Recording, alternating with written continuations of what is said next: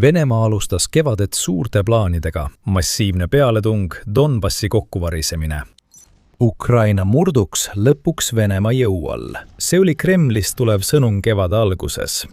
Aga nagu paljude asjadega, mis tulevad Putini käsilaste suust, oli see sõnum, ütleme nii, veidi mööda. Venemaa kevadrünnak oli läbikukkumine ja möödunud aasta jooksul on Putini jaoks esile kerkinud midagi hirmutavat.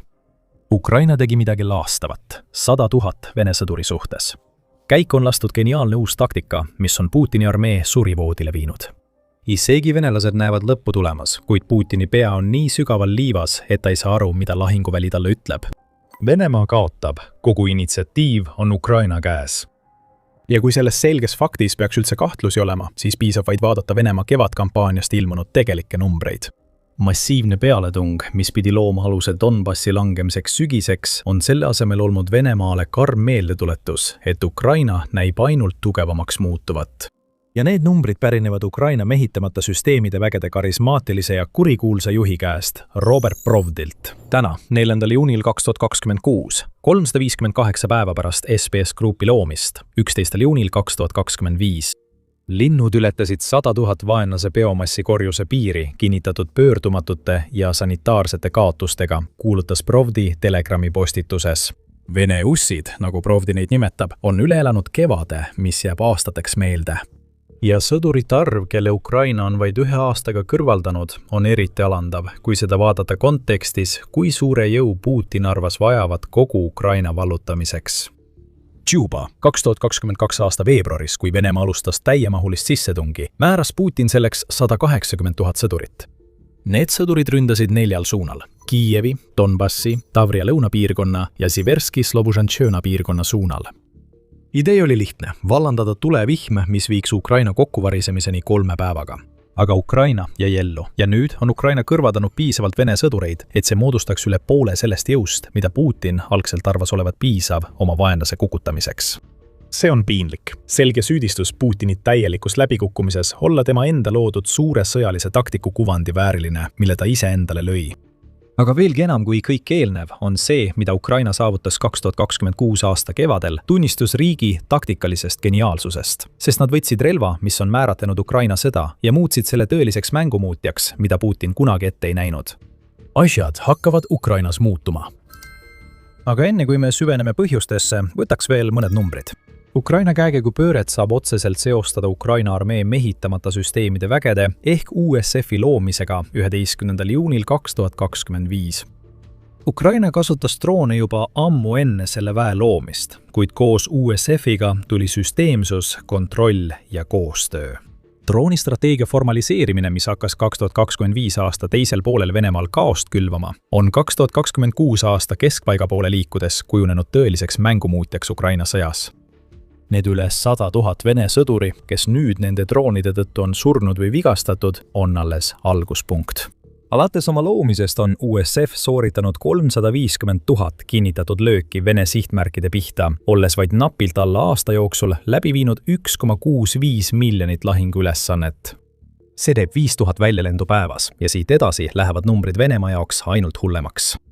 USF on viimase 12 kuu jooksul hävitanud 248 Vene õhutõrjesõidukit, 817 Putini tanki ja 1379 soomukit, sealhulgas soomustransportööre ja jalaväe lahingumasinaid. Ja see pole veel kõik. Ukraina droonide surve all on Venemaa kaotanud 4890 suurtükisüsteemi, teatab Brotski. See on Venemaa jaoks rindel laastav. Suurtükivägi peaks andma tuletoetust, mis võimaldab jalaväel edasi liikuda. Aga hoopis Vene suurtükivägi on tules ja selle tulemusena surevad Vene sõdurid massiliselt. Ja see jätkub. 342 iseliikuvat suurtükisüsteemi, 13 lennukit ja kopterit, 281 mitmikraketiheitjat vapustavad, 26 430 logistikasõidukit ja veelgi rohkem luure ning ründedroone. Kõik on langenud USF-i jõu ees, kuna Ukraina süsteemne lähenemine droonisõjale, mille nad ise välja töötasid, toob Venemaale Putini tegude eest ränka kättemaksu. Siis jõuame tagasi kaotuste juurde. Kõigepealt pea meeles, et need arvud, mida oleme jaganud, pärinevad ainult USF-ilt. Venemaa on viimase aasta jooksul kogenud 100 000 rohkem kaotusi, kui arvestada kõiki Ukraina kaitsejõude ja üksusi. Teiseks, täpne arv Vene sõdureid, kelle USF on hävitanud alates üksuse moodustamisest 11. juunil 2025 on 100 082. Neist 53 477 tapeti ja 46 605 sai haavata. Venemaa surnute ja haavatute suhe on täiesti paigast ära. Dupuy instituut tõi selle esile uuringus, mis käsitles mitmeid 20. sajandi sõdu, milles osales USA sõjavägi. Kokkuvõttes oli tapetute ja haavatute suhe alati haavatute kasuks. Esimeses maailmasõjas oli iga tapetud sõduri kohta 3,83 haavatut. Teises maailmasõjas oli iga tapetu kohta 2,41 haavatut. Korea sõjas oli see suhe 2,8, Vietnami sõjas 3,14 ja Afganistani sõjas 9,98 haavatut iga tapetu kohta. Ja ometi kogeb Venemaa rohkem tapetuid kui haavatuid. See on katastroofiline. Ja näitab meile, et Ukraina on muutunud tõhusamaks tapamasinaks, kui Putin oleks eales osanud ette kujutada, kui ta 2022 aasta veebruaris alustas oma plaani Ukraina 3 päevaga hävitada. Ükski USF-i näitajatest ei ole samuti oletuslik. Iga number, mida Brovdi teatab, pärineb Ukraina Delta-süsteemist. Kõike jälgitakse ja kontrollitakse. Tõendid on süsteemis olemas. Kõik, mida Ukraina peab tegema, on numbrid kokku liita, et näha, et aasta USF-i operatsioone on toonud Venemaale hävingu. Ja järgmiseks 12 kuuks on USF seadnud endale uue eesmärgi, 200 000 kaotust. See on 2 korda rohkem kui nende esimese tegutsemisaasta jooksul põhjustatud kaotused. Tuum jutu tagasi kevadrünnakule. USF-i hämmastavad numbrid sobituvad hästi 3 kuu perioodi, kus Venemaa oli kaotanud tohutul hulgal elavjõudu väga vähese kasu eest. United24 meedia andmetel on Venemaa kevad neile maksnud peaaegu 100 000 sõdurit, kellest paljud on langenud USF-i droonide tõttu. Väljaande sõnul suutis Venemaa 2 kuu jooksul märtsist aprillini okupeerida umbes 300 ruutkilomeetrit Ukrainast. Veebruari ja märtsi vahelisel perioodil vabastas Ukraina 400–500 ruutkilomeetrit, mis viitab sellele, et praegu on olukord Venemaa jaoks sisuliselt ummikus. Seda hinnangut toetavad ka Sõjauuringute Instituudi ehk ISW andmed. See ütleb, et Ukraina väed on suures osas peatanud kevadise ja suvise pealetungi ning nii aprillis kui mais kaotas Venemaa territooriumi, kui arvestada välja infiltreerimisüksused, mis tegutsevad hallidel aladel, mida kumbki pool ei kontrolli. Aprillis kaotas Venemaa ISW andmetel kokku 116,01 ruutkilomeetrit territooriumi. Mai oli Venemaa jaoks veelgi hullem. Umbes 281,10 ruutkilomeetri suurune netokadu tähistas madalseisu, mida Venemaa pole näinud alates Ukraina suurest vastupealetungist 2023 aasta suvel. Võib-olla on seisak vale nimetus. Venemaa kaotab aktiivselt territooriumi Ukrainale. Kevad on olnud Venemaa jaoks läbikukkumine. Suvi ei tule palju parem, eriti kuna USF suurendavad oma rünnakuid. Kui Ukraina relvajõud suudavad hakata saavutama igakuiseid numbreid, mis viiksid 200 000 kaotuseni järgmise 12 kuu jooksul, siis juba niigi surivoodil olev Vene armee maetakse 6 jala sügavusele. Viimased raportid toovad välja, et Venemaa kaugmaa rünnakud Ukraina tsiviilelanikkonna vastu on intensiivistunud käsikäes Putini vägede läbikukkumisega rindel. See peaks olema näide Vene õhuvägede tugevusest. Tegelikult see seda ei ole. Need suurenenud rünnakud Ukraina elanikkonna keskuste vastu on viimased hingeõhud Vene pealetungist, mis on juba kokku varisenud. Venemaa saadab Kiievisse ja ümbritsevatesse piirkondadesse 1 päevaga 1500 drooni, sest ta on meeleheitel. Suurdroonide arv jätab mulje, nagu oleks Venemaal lahinguväljal initsiatiiv. Ukraina relvajõudude andmed näitavad, et see ei vasta tõele. Aga veelgi enam, need näitavad Ukraina strateegia arengut, millega Venemaa hakkama ei saa. See areng on muutnud kõike Ukraina sõjas, aga enne kui sellesse süveneme, väike kõrvalmärkus. See on sõjasaade. Kui kanalist on sulle kasu, siis praegu on ideaalne aeg tellida, et sa jääks ühestki meie videost ilma. Nii et Ukraina uued taktikad, mis need on? Nagu varem ütlesime, on droonid juba aastaid mänginud võtmerolli Ukraina strateegias, kuid USF-i andmed näitavad meile, et kui varem ründasid Ukraina üksused Venemaad droonidega ilma tegeliku koordineerimiseta, siis nüüd on sellest saanud USF-i juhitud süsteemne kampaania, mis on toonud lahinguväljale robootikajõu. Ukrainas on olukord muutumas, sest robotarmee, mida riik on aastaid ehitanud, on nüüd suurem ja organiseeritum kui kunagi varem. Ukraina on nüüd maailma liider sõjalise droonitehnoloogia vallas. The Observeri andmetel toodab riik vähemalt 4 miljonit drooni aastas. See number kasvab veelgi. Jaanuaris teatas Euromaidan Press, et Ukraina plaanib 2026 aastal toota 7 miljonit drooni.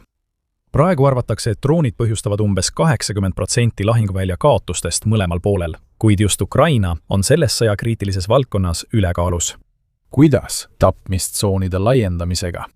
Jällegi, Ukraina tapmistsoonid ei ole 2026 aasta sõjas mingi uus nähtus. Need on eksisteerinud juba pikka aega, kuigi pärast USF-i loomist on need läbi teinud palju muutusi. Varasemad tapmistsoonide versioonid ulatusid umbes 10–20 kilomeetrit üle rindejoone ja hallidesse tsoonidesse selle taga. Idee oli lihtne, muuta juba ainuüksi rindele liikumine Venemaa sõdurite jaoks surmavaks. Oma tapmistsoonidega on Ukraina kõrvaldanud tuhandeid Putini käsilasi ja sadu tehnikatükke, juba enne, kui nad jõuavad positsioonile, kus nad võiksid rindeliini kindlustusi ohustada. See oli juba iseenesest geniaalne strateegia. Nüüd on see saanud veelgi võimsama hoo sisse. Venemaa suur probleem on see, et tapmistsoonid on muutunud suuremaks kui kunagi varem. Uue põlvkonna keskmaadroonid on muutnud endised tsoonid, mis ulatusid umbes tosinakonna kilomeetri kaugusele, nüüdseks sellisteks, mis katavad tohutuid alasid Vene tagalas. Ja me näeme seda kõikjal. Luhanskis kontrollivad õhuruumi Ukraina droonid, nagu kinnitab Ukraina 3. armee korpus. Need droonid suudavad lennata üle Venemaa poolt okupeeritud territooriumi, sest Putini vägedel puudub vastus Ukraina haarde laienemisele. Midagi sarnast näeme ka Donetskis, kus Ukraina droonid on saavutanud tulekontrolli Donetski lennujaama üle, mida Venemaa kasutab logistilise sõlmpunkti ning droonide käivitamise ja ladustamise kohana okupeeritud aladel toimuvate operatsioonide toetamiseks.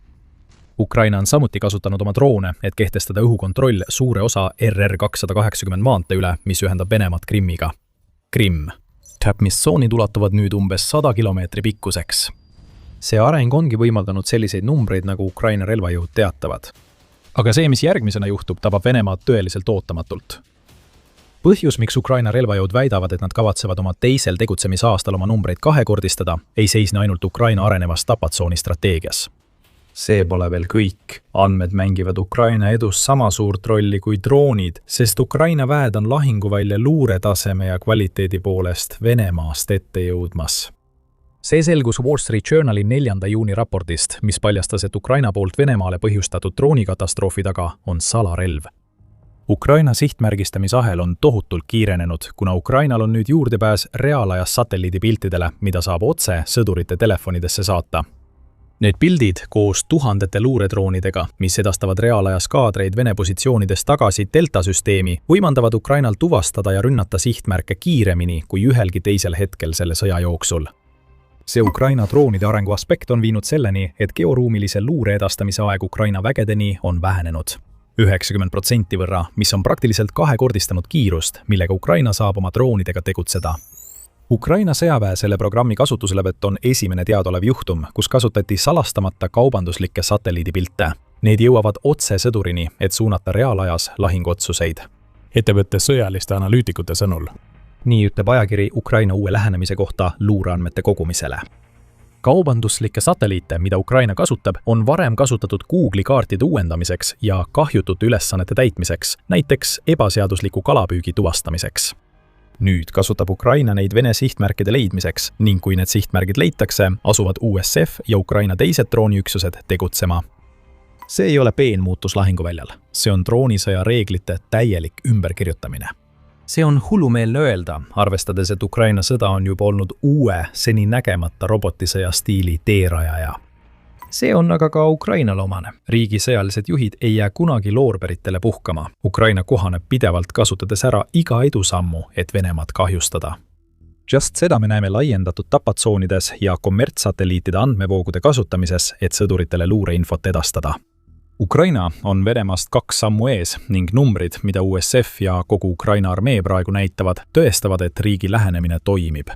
Mida see tähendab Putini jaoks? Venemaa juht kaotab Ukraina sõja üle kontrolli kriitilisel hetkel. See ei ole ainult kümnete tuhandete sõdurite hukkumine ja varustuse hävitamine okupeeritud tagalas. Venemaal endal lendavad Ukraina droonid nüüd nii sügavale, et nad suutsid vaevata rünnata Peterburi vahetult enne Venemaa Davose majandusüritust, mida Putin püüab kasutada Venemaa majanduse tugevuse näitamiseks. Enne seda Venemaa kaitsejõudude läbikukkumist oli Putin sunnitud Moskva iga-aastast võidupüha paraadi nii palju vähendama, et seal ei olnud enam ühtegi Venemaa sõjatehnikat. See juhtus lihtsal põhjusel. Venemaa kartis, et Ukraina droonid tabavad paraadil olevat tehnikat. Ukraina droonid tabavad sügavamale ja tugevamalt kui kunagi varem ning rindel ja tapatsooni kampaaniate intensiivsus ei vähene. See on taas areng. Ukraina ehitab järjest tugevamaid ja arenenumaid droone ning kasutab neid organiseeritumalt kui kunagi varem. See ongi see, mida Venemaa jaoks tegelikult tähendab see, et USF on aasta jooksul põhjustanud üle 100 000 Vene kaotuse ja hävitanud 10 000 varustusüksusi. See ei ole haripunkt. See on alles stardiplatvorm palju hullemale, mis on ees ootamas. Venemaa armee on oma surivoodil ja Ukraina valmistub andma viimaseid lööke Putini 2026. aasta kampaaniale. Ja seda ei ütle ainult meie. Kogu Venemaal ütlevad Putini inimesed talle, et on aeg sõda lõpetada. Nad teavad seda, mida Putin keeldub tunnistamast. Venemaa jaoks on nüüd kõik läbi. Ükskõik kuhu vaatad, näed rahulolematuse allikat tekkimas. See on nähtav Venemaa eliidi seas, teatas Wall Street Journal 3. juunil.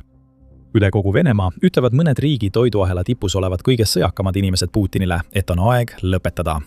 Nende seas on Oleg Sarjov. Kremli armastas teda kunagi, sest ta on endine Ukraina parlamendiliige, kes on alates 2014 aastast toetanud seda, mida Putin Ukrainas üritab teha.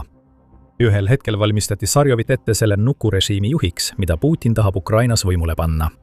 Nüüd on reetur oma isanda reetnud, sest on hoiatanud oma jälgijaid Telegrammis, et nad ei usuks vältimatu Vene võidu illusiooni. Teised, näiteks Venemaa droonisõja keskuse juht Aleksei Tšudajev, väidavad, et Venemaa ei ole mitte ainult ummikseisu teel, vaid liigub täiemahulise kaotuse poole, kuna Ukraina areneb pidevalt. Seda seisukohta jagavad ka Venemaa sõjablogijad, kes on sageli Putini sõja suurimad eestkõnelejad. Isegi nemad hakkavad oma juhi vastu pöörduma. Sarjov on alles algus. Kremli-meelne advokaat ja sõjablogija Ilja Remezlo on avalikult teatanud, et ta ei toeta enam Putinit, tuues oma meelemuutuse põhjuseks 5 argumenti ning läinud isegi nii kaugele, et väidab Putinit olevat ebalegitiimne president, kes tuleks sõjakuritegude eest kohtu alla anda. Rotid kipuvad uppuvalt laevalt põgenema.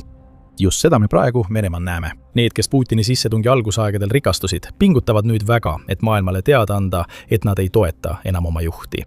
See on enesealalhoid ja paljuski on see hale. Aga see ei muuda tegelikkust, millega Putin nüüd silmitsi seisab. Nimelt seda, et kõik peale tema näevad, kuhu tuul puhub. Isegi Vene rahvas, keda pommitatakse Kremlist tuleva propagandaga hullumeelsel määral, ütleb Putinile, et on aeg lõpetada. TVP Worldi andmetel näitas Venemaa valitsusvälise Levada uurimiskeskuse veebruaris läbi viidud küsitlus, et vaid 24% vastanutest soovib sõja jätkumist. 67% küsitletutest ütles, et on õige aeg Venemaal liikuda rahuläbirääkimiste suunas.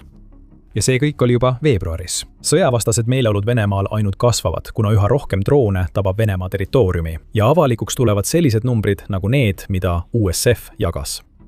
Putin ei lõpeta sõda. Ta on juba tagasi lükanud Zelenski viimased üleskutsed rahuläbirääkimisteks, väites, et sellel pole mõtet, püüdes jätta muljet, nagu Ukraina president ei tahaks tõsiselt rahu. See on vale. Mida Putin tegelikult mõtleb, on see, et ta teab, et Venemaal pole enam ühtegi kaarti alles. Mõjuvõim on kadunud. Ükskõik milline rahu, mis läbirääkimistest tuleks, ei too Putinile seda, mida ta tahtis, mis tähendab, et kogu tema sissetung läheb ajalukku kui katastroofiline Vene inimelude raiskamine. Putin ei taha, et see oleks tema pärand, seega sunnib ta võitlust jätkuma, isegi kui Vene armee surmakõmin kajab üle kogu tema maa. Putin ei saa oma pärandist põgeneda. Ainus, mida ta nüüd loota saab, on see, et ta sureb enne, kui ta ajalukku läheb kui läbikukkuja, kelleks ta ise teab end olevat. Kui isegi venelased ütlevad talle, et on aeg lõpetada, peaks Putin teadma, et kõik on läbi. Ja me näeme, kuidas olukord pöördub kõikjal Ukrainas, eriti Luhanskis. Ukrainal on sõjas Venemaa vastu salarelv ja see pole see, mida sa võiksid arvata. Mõiste salarelv võib viidata täiesti uuele vargraketile, mida Vene õhutõrje ei suuda tuvastada, rääkimata selle allatulistamisest. Või uuele õhutõrjesüsteemile, mis suudab alla tuua Vene droone ja rakette, mis maksavad kordades rohkem. Võib-olla tuleb isegi meelde tipptasemel tehisintellektil põhinev lahinguvälja luuresüsteem, mis annab Ukraina komandöridele täieliku ülevaate lahinguväljast, enne kui nende Vene kolleegid on jõudnud päeva esimese viina valada. Kõik need süsteemid on juba töös, aga ühe pensionil kõrge auastmega USA kindrali sõnul on Ukraina salarelv midagi palju lihtsamat ja sügavamat. Kohanemisvõime. Hiljutises arvamusartiklis mainekas USA ajakirjas The Bulwark esitab pensionil kindralleitnant Mark Hertling veenva seisukoha, et Ukraina suutlikkus Venemaad üle kavaldada ja vastavalt uuendusi teha on võimaldanud tal sõja 5. aastal strateegilise initsiatiivi tagasi saada. Siin on, kuidas Hertling olukorda analüüsib ja mida see konflikti tulemuse jaoks tähendab. Hertling pole kaugeltki tavaline tugitooli ekspert. Ta oli Ameerika Ühendriikide armee Euroopa vägede ülem aastatel 2011-2012. Ta juhtis ka esimest soomusdiviisi Saksamaal, mis oli NATO vägede rahvusvaheline diviis vägede suurendamise ajal Iraagis aastatel 2007-2009. Nii et tal on teadmisi mitte ainult Ida-Euroopa rindel toimuvast, vaid ka sellest, kuidas sõdu tegelikult operatiivselt ja strateegiliselt peetakse ja võidetakse. Ja just sellele ulatuslikule praktilisele kogemusele tuginebki ta selle argumendi ülesehitamisel. On palju põhjuseid, miks Ukraina on strateegilise initsiatiivi tagasi saanud, kuid kõik taandub ühele põhimõttele – kohanemisele, kirjutab ta. On juba ammu tunnistatud, et lahinguplaanid lähevad harva täpselt nii, nagu plaanitud. Seda järeldust võtab ilmselt kõige paremini kokku kuulus tsitaat Preussimaa feldmarssal Helmut von Moltke vanemalt, kuigi seda omistatakse sageli ekslikult tema kaasmaalasele kindral Karl von Clausewitzile. Ükski operatsiooniplaan ei ulatu kindlalt kaugemale esimesest kokkupõrkest vaenlase põhijõududega, kirjutas Moltke 1871 aastal. Ainult asjatundmatu usub, et kampaania käigus näeb ta algse mõtte järjekindlat elluviimist, mis on eelnevalt igas detailis läbi mõeldud ja lõpuni säilitatud. Selle põhitõsiasja tulemusena, ütleb Hertling, on sõjalised juhid alati kulutanud tohutult jõupingutusi, mõeldes, kuidas vastaseid üle manööverdada ja eelist saavutada, sest sõjapidamine ei ole kunagi staatiline. Üks pool komistab alati või muutub liiga enesekindlaks, mis võimaldab teisel poolel kohaneda. Iga lahinguväli areneb. Iga uus tehnoloogia loob nii võimalusi kui ka riske ja iga vaenlane näitab mingil hetkel üles haavatavusi.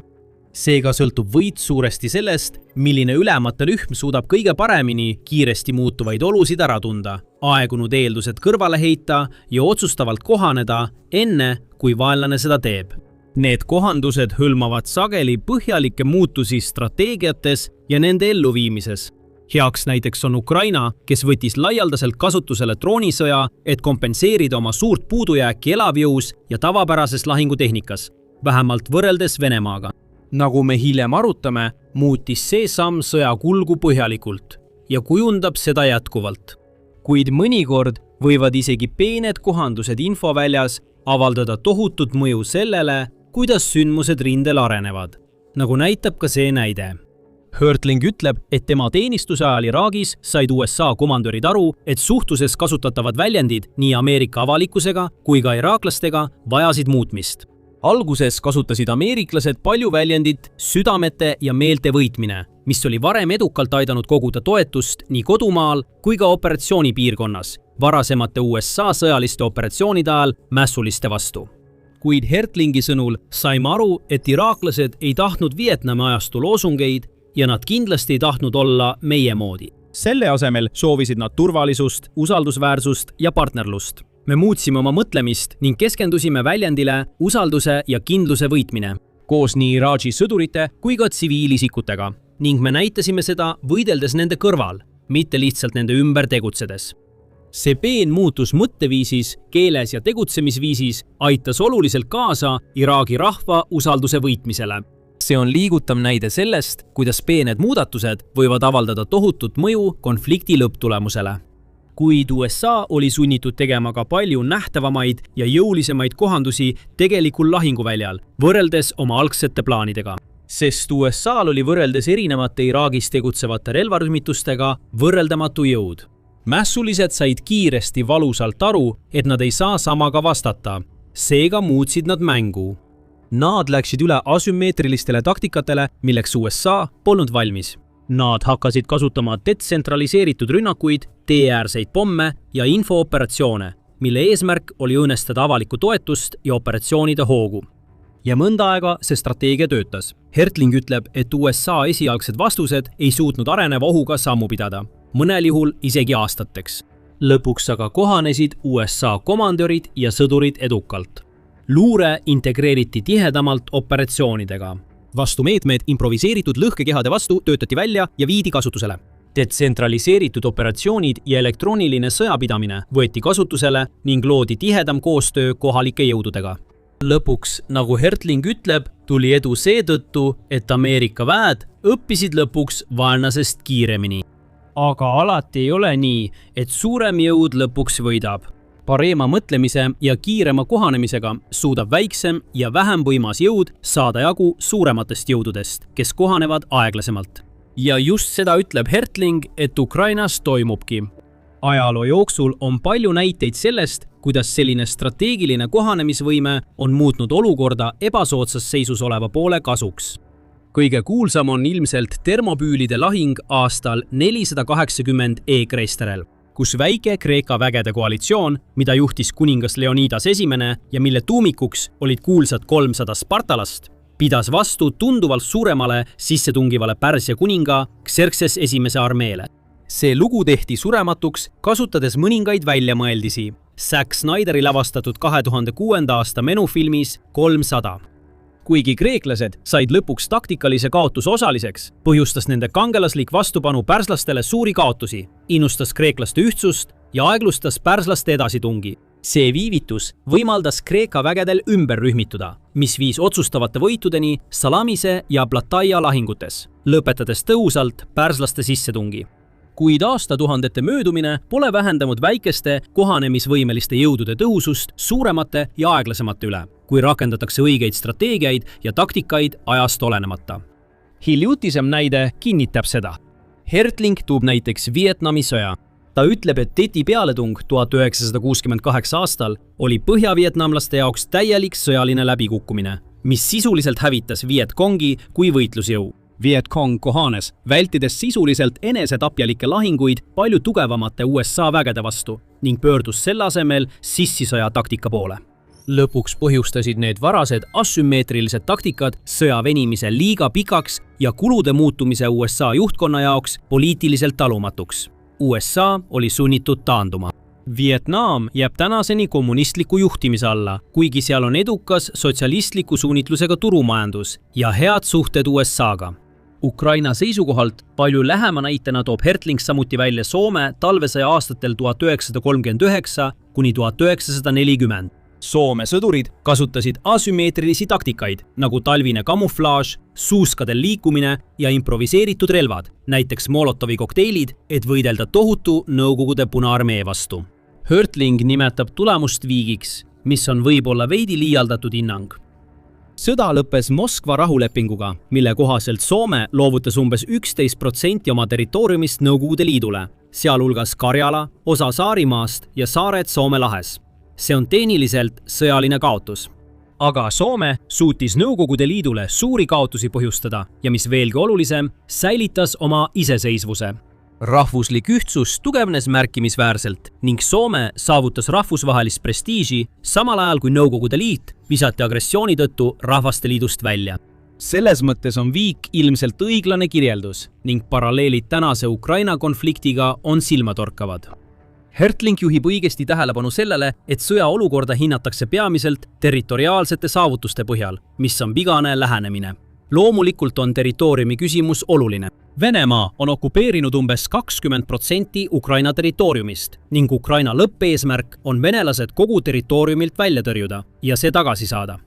Aga sõjapidamine on oluliselt muutunud ning Ukrainas sõjaolukorra hindamine ainult selle põhjal, kui palju ruutmiile kumbki pool on vallutanud, jätab tähelepanuta tegeliku olukorra lahinguväljal ja selle taga. Alustuseks ei saa suuri alasid Ida-Ukraina rindejoonel kindlalt pidada ühe või teise poole kontrolli all olevaks. Tegelikult on need tohutud hallid tsoonid, kus kummagi poole kontroll on parimal juhul väga nõrk. Mõlema poole kõikjal olevad FPV-droonid, mille tegevusraadius ulatub 10 miilideni, on muutnud varasemad soomusmanöövrid jätkusuutmatuks. Harvade eranditega ei torma kumbki pool tänapäeval enam soomukite ja tankide kolonnidega pealetungile, et uut territooriumi vallutada.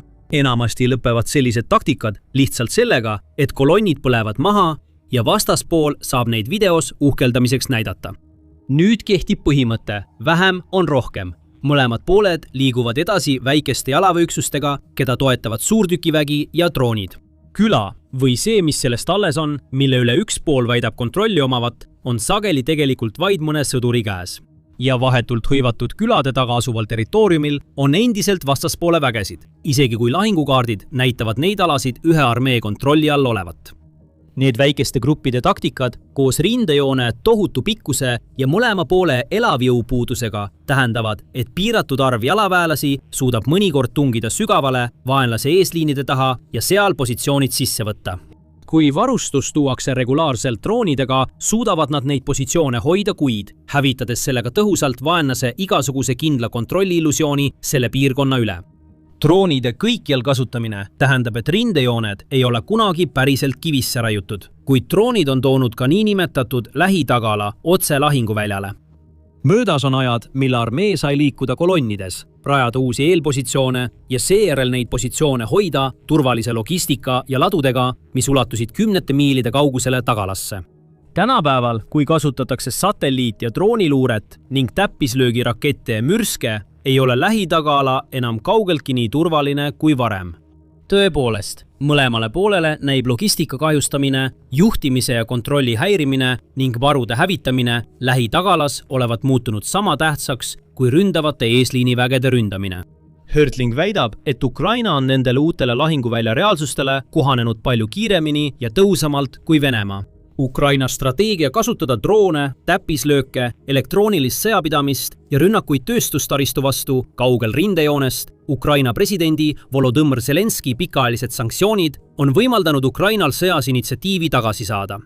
Tõestuseks viitab ta Sõjauuringute Instituudi ISV hiljutistele hinnangutele, mis seda väidavad. Vene väed kogesid 2026 aasta aprillis kogu rindel territooriumi puhaskaotust esimest korda pärast Ukraina Kurski sissetungi 2024 aastal. Nüüd kiire meeldetuletus. Kui sa pole seda veel teinud, siis telli kindlasti kanal. Sõjasaates anname iga päev ülevaate kõige olulisematest sõjalistest arengutest ja süvitsi analüüsime, mida need arengud tähendavad. Seega vajuta tellimisnuppu, et sa midagi maha ei magaks.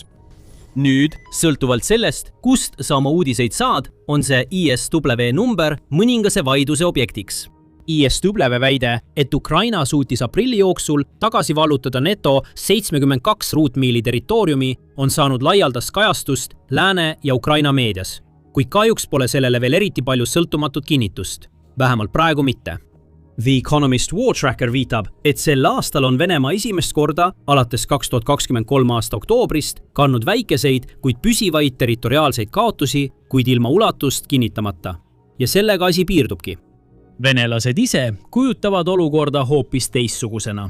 Venemaa kindralstaabi ülem Valeri Gerassimov väitis hiljuti, et Vene väed on hõivanud üle 1000 ruutmiili territooriumi, vallutanud 80 asulat ja vabastanud viimase alles jäänud asula Luhanski oblastis. Seda kõike 2026 aasta jooksul. Geolokatsiooniga videomaterjal näib vähemalt selle väite viimast osa kinnitavat. Hörtling kirjeldab seda väidete suurt erinevust kui Kremlile omaste väidete ja lahinguvälja tegelikkuse vahel kasvavat lõhet. Aga kes teab, mis tegelikult toimub? Nagu oleme selgitanud, on mõlemal poolel tõenäoliselt vähemalt eksitav kirjeldada territooriumi kui täielikult kontrolli all olevat, kuni rindejooned pole liikunud kümneid või isegi 100 miile sügavamale vaenlase territooriumile. Tegelikult on enamik sellest hall ala, kus kontroll pole kunagi täielikult kindel ja positsioonid võivad vahetuda, mõnikord isegi mitu korda ühe päeva jooksul. Hörtling ei näe seda nii. Teema arvates paljastavad kõrgemad sõjaväejuhid, kes edu üle paisutavad sageli sügavamaid institutsionaalseid nõrkusi. Autoritaarsetes süsteemides püüavad tsiviil- ja sõjaväejuhid sageli kujundada aruandeid nii, et need vastaksid ootustele, mitte tegelikele operatiivsetele oludele. Aja jooksul moonutavad need tegevused sõjalist ja poliitilist otsustamist, nõrgendavad kohanemisvõimet ning põhjustavad strateegilist düsfunktsiooni. See on Venemaal toimunud juba enne täiemahulist sissetungi ja näib, et see toimub siiani. Tal on ilmselt õigus, kuid see on ohtlik väide. Kuigi Venemaa on korduvalt vahele jäänud sellega, et on esitanud seda, mida Vene sõjablogijad irooniliselt nimetavad ilusateks raportiteks, ei ole ka Ukraina hoidunud oma raportite ilustamises. 2026 aasta aprillis vabastati ametist 14 eraldi mehhaniseeritud brigaadi ja 10. armeekorpuse komandörid pärast uurimist, mis paljastas, et nad olid varjanud olulisi varustuse puudujääke. Leiti, et sõdurid olid tõsiselt alatoidetud toidu ja vee puuduse tõttu ning positsioonid kaotati. Kindralstaap teatas, et eelmine juhtkond oli varjanud tegelikku olukorda. Varem, 2025 aasta lõpus, vallandati 54. mehhaniseeritud brigaadi ja 10. mägirünnakubrigaadi komandörid süstemaatilise aruannete võltsimise eest. Nad valetasid Severski ümbruses positsioonide hoidmise kohta, kuigi väed olid need juba maha jätnud, mis viis linna hõivamiseni Vene vägede poolt peaaegu ilma vastupanuta. Kahjuks ei ole need sugugi üksikud juhtumid. Nagu Ukraina filmitegija ja pataljoni ülem Oleg Sentsov ütles väljaandele Ukrainska Pravda. Meie riigis on valetamise hulk tohutu ja armees on sellel lihtsalt mõõtmatu ulatus. Hertlingi loogika järgi teeks see Ukrainast nagu Venemaastki autoritaarse süsteemi ja kindlasti ei ole see, mida ta üritab öelda. Tema mõte on selles, et samal ajal kui Venemaa valetab territoriaalsete saavutuste kohta ja komistab, areneb Ukraina taktikaliselt ja operatiivselt edasi. Selle väite teine osa on kahtlemata tõsi. Nagu Hertling selgitab, on Ukraina komandorid alati mõistnud, et nad ei saa lõputult kulutada suurtükimürske, soomukeid ja sõdureid suurema vastase vastu, kellel on suuremad reservid. Seega, selle asemel, et püüda Venemaa kvantitatiivset ülekaalu tasa teha, on Ukraina üha enam keskendunud haavatavuste ründamisele kogu Venemaa sõjatööstussüsteemis. Selle asemel, et keskenduda rindel toimuvale kurnamissõjale, on Ukraina üle läinud asümmeetrilisematele taktikatele. Täpsemalt öeldes on Ukraina oma kaugmaa ründedroonide ja rakettide varusid oluliselt suurendades üha enam sihikule võtnud infrastruktuuri, logistika, energiatootmise, navigatsioonisüsteemid ja tööstusrajatised, mis toetavad Venemaa sõjalisi operatsioone. Ja tundub, et pole kahtlustki, et need rünnakud põhjustavad suuri kaotusi. Üha kasvav hulk kinnitatud videomaterjali kinnitab, et järjest rohkem suuri naftarafineerimistehaseid, kütuselaaplatsid, lõhkainetehased ja Venemaa drooni- ning raketitootmisega seotud tehased saavad järjest sagedamini tabamusi. Ukraina rünnakud kahjustasid hiljuti Kirishi naftarafineerimistehast Peterburi lähedal, mis on üks Venemaa suurimaid rafineerimistehaseid. Viimastel nädalatel on nad tabanud ka Vnir Progressi tehast Tšuvašas, mis toodab navigatsiooni ja elektroonilise sõjapidamisele vastupidavaid juhtimissüsteeme, mida kasutatakse Venemaa droonides ja rakettides. Ja need on vaid 2 näidet paljude seast. Hertlingi sõnul peegeldavad need rünnakud üha keerukamat luuretegevust ja sihtmärkide valikut, mille eesmärk on häirida Venemaa sõjamasina ühendavat lüli. Nagu Ukrainas toovad ka Venemaa õhutõrjesüsteemid enamiku neist droonidest alla, kuid kuna Venemaale lendab praegu väga palju droone, jõuab üha rohkem neist ka sihtmärgini. Ja mitte lihtsalt kusagil, vaid Moskvas ja Peterburis, Venemaa kõige hinnatumates ja paremini kaitstud paikades. Lääne luurehinnangute kohaselt on Venemaa võimud selle tulemusena suurendanud turvameetmeid Vladimir Putini ja võtmetähtsusega Venemaa juhtkonna rajatiste ümber. Teised raportid väidavad, et Ukraina rünnakud, eriti Moskva vastu, on sundinud Venemaa võime paigutama ümber õhutõrjesüsteeme, et kaitsta eliitjuhtkonna rajatisi ja kriitilist infrastruktuuri. Hertling ei vaidle vastu, et osa sellest raportitest võib olla mõnevõrra liialdatud, kuid tema sõnul on nende täpsus lõpuks vähem tähtis kui laiem strateegiline reaalsus, mida need kajastavad. Ukraina on suutnud tuua sõja Venemaale koju kätte ja seda on näha tavaliste venelaste nägudelt või õigemini nende telefonidest. Valitsus on Venemaal piiranud juurdepääsu Telegrami rakendusele, ilmselt selleks, et piirata negatiivseid uudiseid sõja kohta. Tegelikult on raske leida ühtegi aktiivset Vene kanalit, kus selle sammu üle rahulolematust ei väljendataks. Koos kasvavate kulude ja tugeva surve all oleva majandusega on see samm kahtlemata Venemaal meeleolu märkimisväärselt halvendanud. Vene riikliku küsitlusfirma Votsojumi andmetel langes Putini toetusreiting 2026 aasta aprilli lõpus 65,6%-ni, mis on madalaim tase alates sõja algusest Ukraina vastu. See on märkimisväärne langus, üle 12% punkti võrreldes 2025 aasta detsembriga, mis sundis riiklikult kontrollitud küsitlusagentuuri oma küsitlusmetoodikat muutma, et edasisi tagasilööke pehmendada. Muidugi on need küsitlustulemused, millest paljud lääne juhid võivad vaid unistada. Viimaste USA küsitluste kohaselt on president Donald Trumpi toetusprotsent endiselt umbes 39%, kuid on näha pidevat langustrendi. Ukraina suurimatest liitlastest Euroopas on Saksamaa kantsler Friedrich Merz kõige populaarsem. Tema toetusprotsent on vaid 19% ja mittepooldajate osakaal 76%.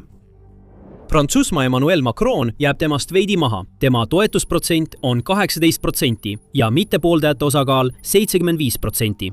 Ja Ühendkuningriigi peaminister Sir Keir Starmer, kelle tööpartei sai hiljutistel kohalikel valimistel alandava kaotuse, on tõenäoliselt peagi ametist tagandatav. Ainult 11% britte usub, et ta on olnud hea või suurepärane peaminister ning peaaegu 60% arvab, et ta on olnud kehv või kohutav, selgub YouGovi küsitlusest. siiski on umbes 12% langus Putini toetuses vaid 1 kvartaliga. Tugev märk sellest, et Ukraina asümmeetriline strateegia töötab.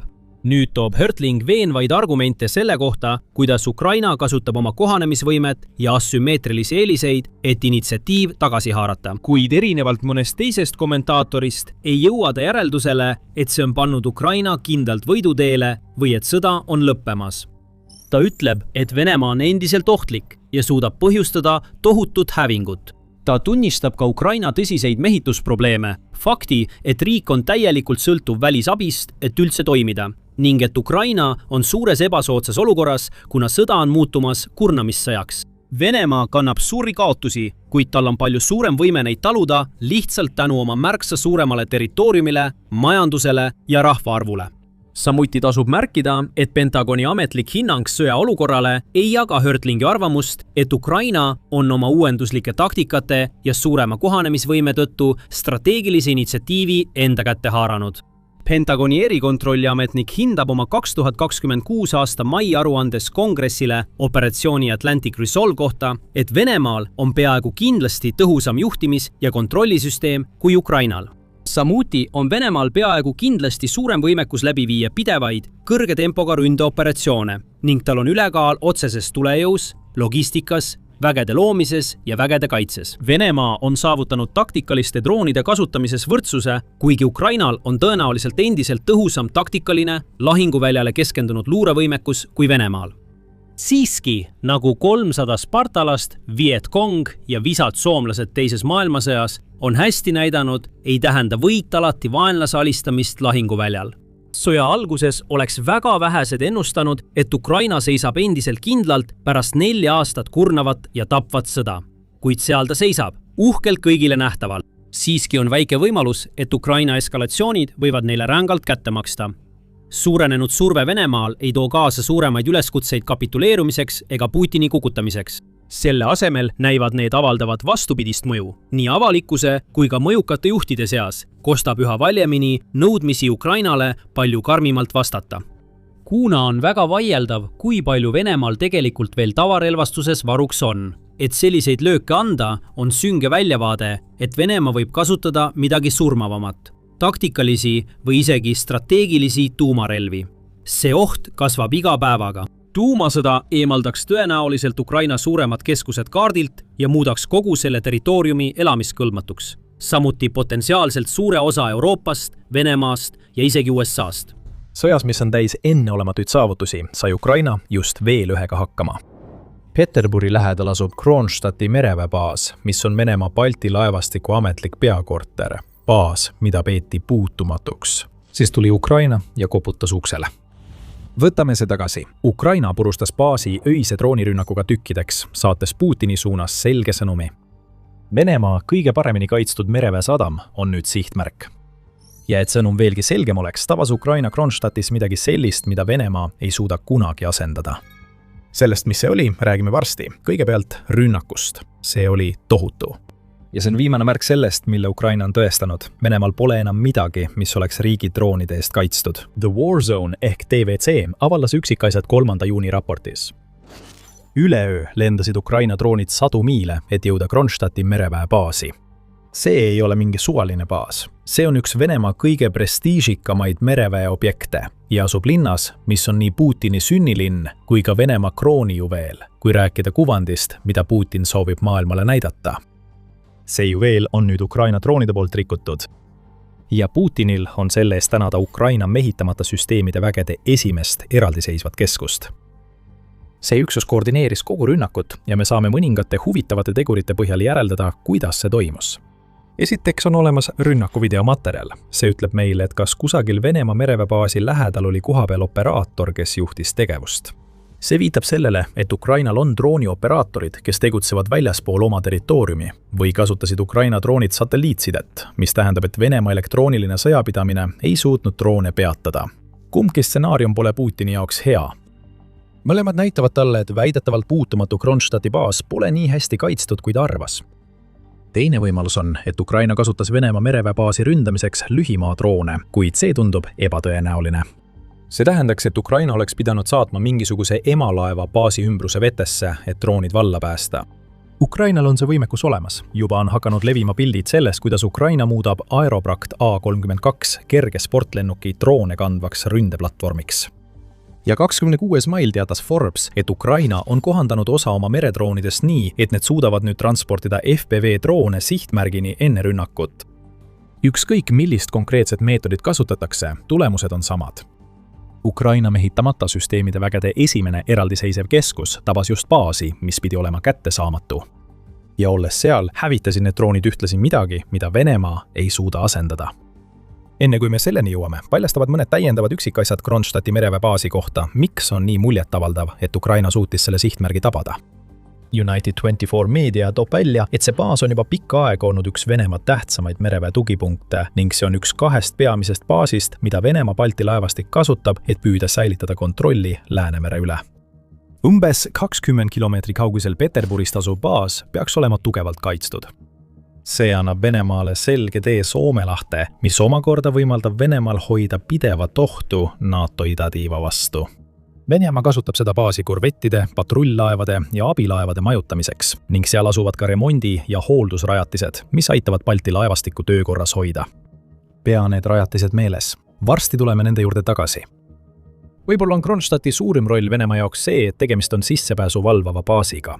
Iga mereväe oht, mis üritab jõuda Venemaale läbi Läänemere, peab esmalt sellest baasist mööduma.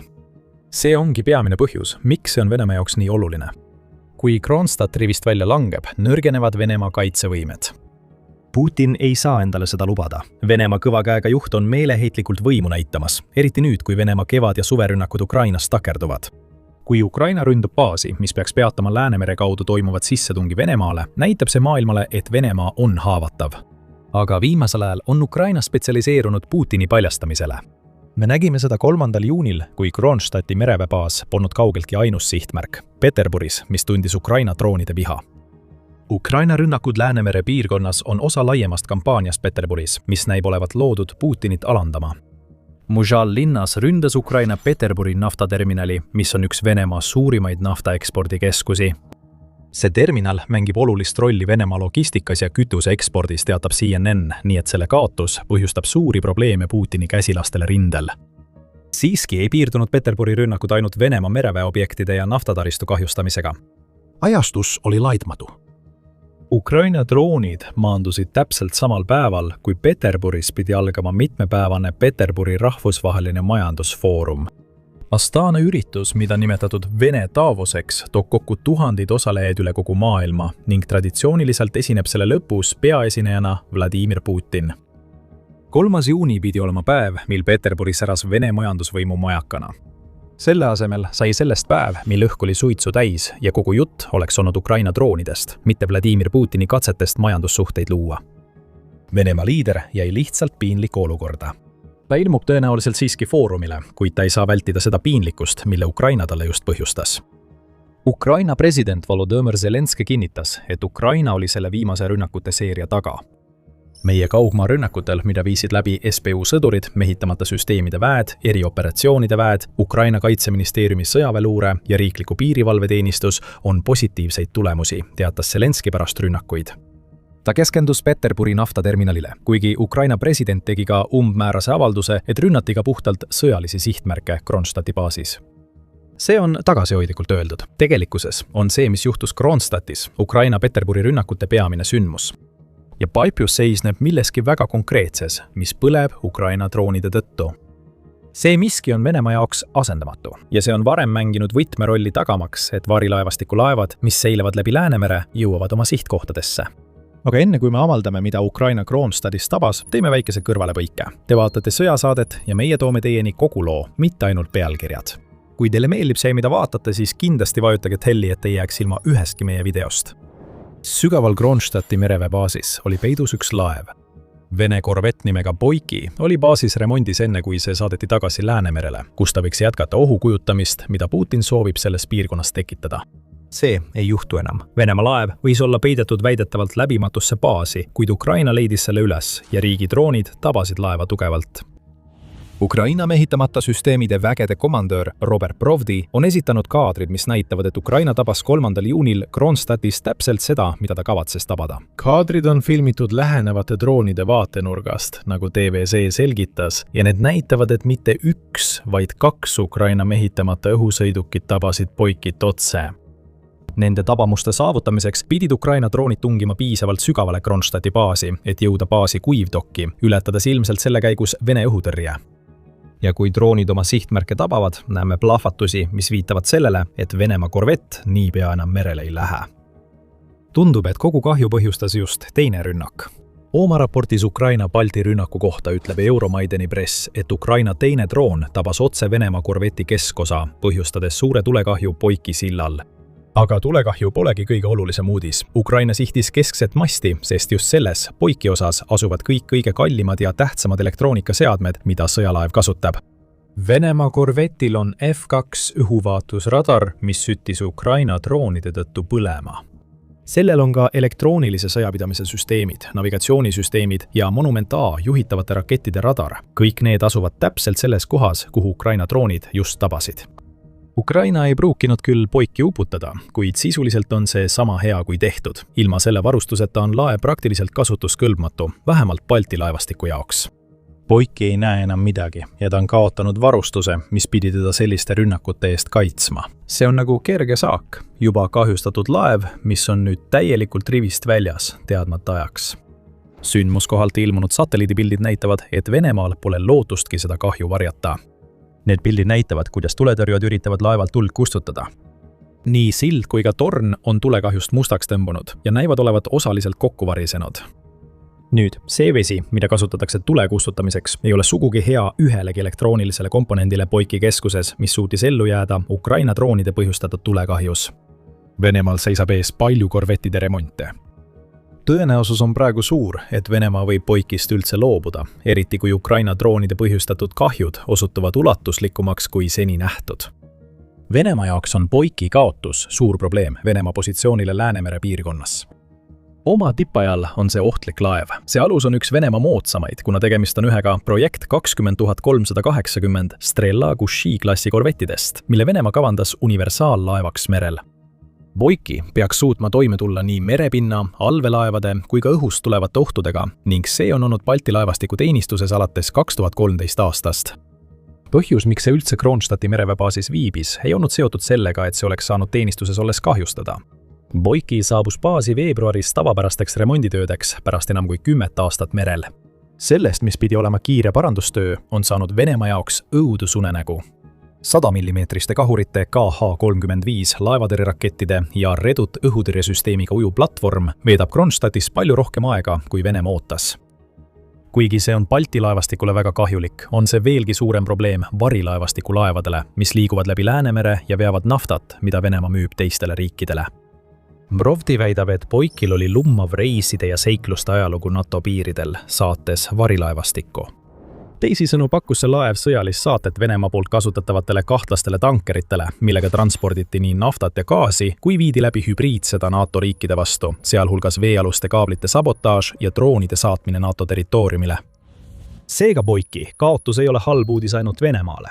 See on suur kasu NATOle, kes püüab piirata Venemaa varilaevastiku kasutamist sanktsioonidest kõrvale hiilimiseks.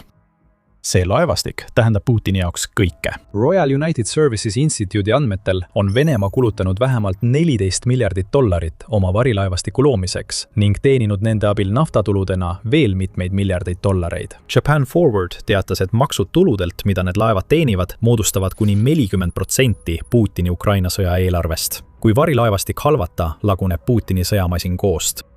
Korveti hävitamine, mis aitab kaitsta Putini lagunenud naftatankereid, on suur samm edasi. See, mida Ukraina siin just tegi, ei ole mitte ainult Venemaa jaoks alandav. See loob tulevikus võimalusi varilaevastiku laevade konfiskeerimiseks. Oleme juba näinud, kuidas NATO riigid on hakanud oma tegevust tõhustama Putini naftalaevade merelt kõrvaldamisel. Vaid 2 päeva enne Ukraina Balti rünnakut tuli uudis, et Prantsusmaa oli umbes 400 meremiili kaugusel oma Atlandi rannikust kinni pidanud naftatankeri nimega Tagore.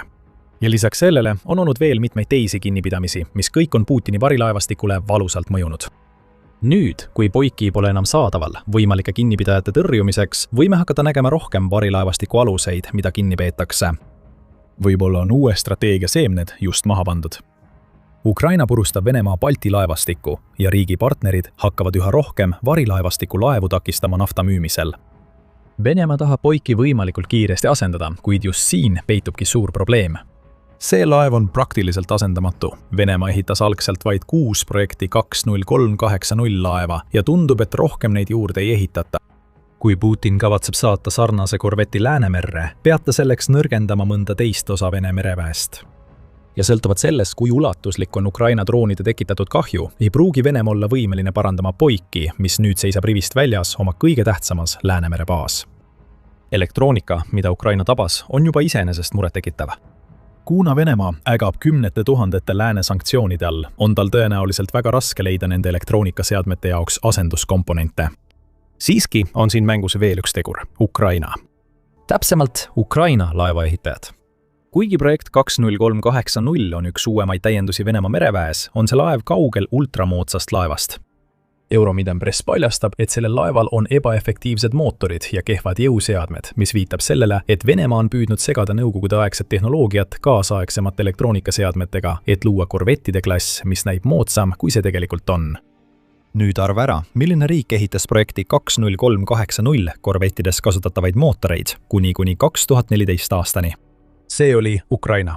Ja alates sellest ajast, kui Venemaa alustas oma esimest agressioonikampaaniat Ukraina vastu 2014 aastal, pole Putini mereväkke enam uusi projekti 20380 mootoreid jõudnud. Kui sellele lisada veel tõsiasi, et Venemaa laevaehitustööstus on nüüd täielikus segaduses.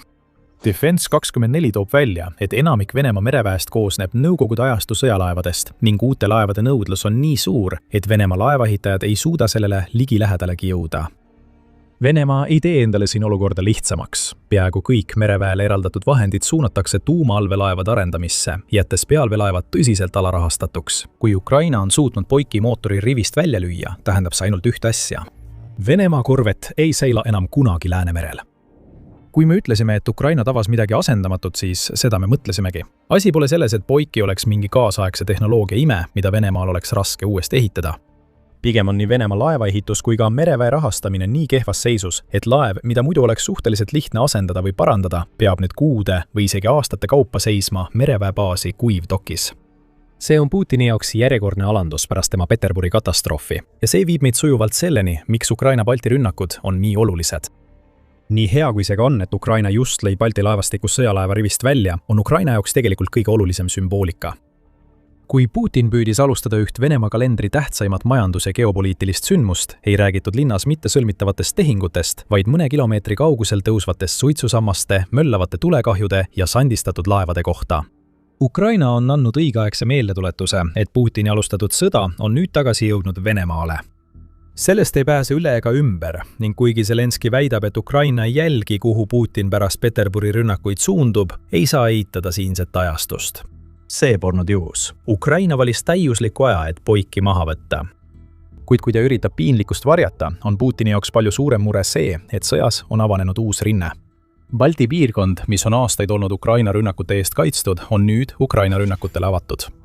Selle rünnakuga on Ukraina tõestanud, et nende droonid suudavad lennata 100 kilomeetreid Venemaa ühte kõige paremini kaitstud piirkonda ja tabada sihtmärke otse. Veel rünnakuid on tulemas. Ukraina peamine luureteenistus ütleb, et riigil on nüüd droonid, mis suudavad lennata kuni 3500 kilomeetrit. See on piisavalt kaugele, et võtta Venemaa kaugeim idaosa sihikule. Venemaal ei ole enam ühtegi turvalist kohta. Ja see hirmutab Putinit. Ta ei saa lihtsalt Ukrainat kaugelt rünnata, uskudes, et vastulööke ei tule. See kehtib eriti Läänemere puhul. Aastaid on Ukraina keskendunud oma jõupingutused sellele, mis peaks olema Venemaa mereväe eelis Mustal merel. Ukraina on selles edukas olnud. Umbes 1/3 Musta mere laevastikust on rivist välja löödud ja ülejäänud on põgenenud peidukohtadesse, muutudes sellega tähtsusetuks. Nüüd, kui Mustmeri on kontrolli all, on päevakorras Läänemeri. On avatud uus põhjapoolne rinne, mis asub 100 kilomeetrite kaugusel Ukraina rindejoontest. Kõik Läänemere laevastiku laevad, mis nüüd sadamasse sisenevad, teavad, et on oht, et Ukraina droonid võivad neile külla tulla. Varilaevastiku laevad seisavad silmitsi sama ohuga. Iga kord, kui nad proovivad tankida, teevad nad seda teades, et nafta, mida nad veavad, võib lõpuks põlema minna. Putinil on nüüd Läänemere dilemma. Puutumatu on saanud sihtmärgiks ja Putin ei saa selle vastu midagi teha. Peale selle, et proovida tugevdada kaitset, mis on just tõestanud, et ei suuda Ukraina droone peatada. See pidi olema jõudemonstratsioon. Vene Davos. Võimalus Putinil suhelda liidrite ja tähtsate majandusfiguuridega, samal ajal kui ta korrutab juttu Venemaa tugevusest. Aga Ukraina on selle just muutnud alanduseks. Putini kodulinn Peterburi põleb majandusfoorumi eelõhtul, mis tähendab Venemaa juhile kõike. Leningrad on leekides. Kõik, mida Putin teha saab, on vaadata. Ja kui ta endale ausalt otsa vaatab, teab Putin, et ta on selle kõik ära teeninud ja veel palju rohkemgi. Ukraina jaoks polnud see ainult Putini häbistamine maailma ees. See oli kättemaks andestamatu Vene veresauna eest. 3. juuni hommik pidi olema Putinile eriline. Ta pidi hommikul valmistuma üheks Venemaa kalendri tähtsamaks sündmuseks, Peterburi rahvusvaheliseks majandusfoorumiks ehk SPIEF-iks. Putin on suutnud seda foorumit korraldada kogu oma Ukraina sissetungi vältel ning 2026 aasta foorum saab olema juba 5., mis toimub sõjaolukorras. See on sündmus, millel on pikk ajalugu. Venemaa võimu esindusüritus, mis loodi 1997 aastal ning mida alates 2006. aastast korraldatakse spetsiaalselt Venemaa presidendi egiidi all, kus seda saab kasutada mehhanismina, mille abil Putin loob suhteid ja tugevdab Venemaa majandust. Numbrid räägivad iseenda eest ja näitavad, miks Putin sellele sündmusele nii palju tähelepanu pöörab. Asi pole ainult selles, et SPIEF toimub Putini kodulinnas Peterburis, kuigi see annab sellele sündmusele alati erilise koha Venemaa presidendi mustas südames.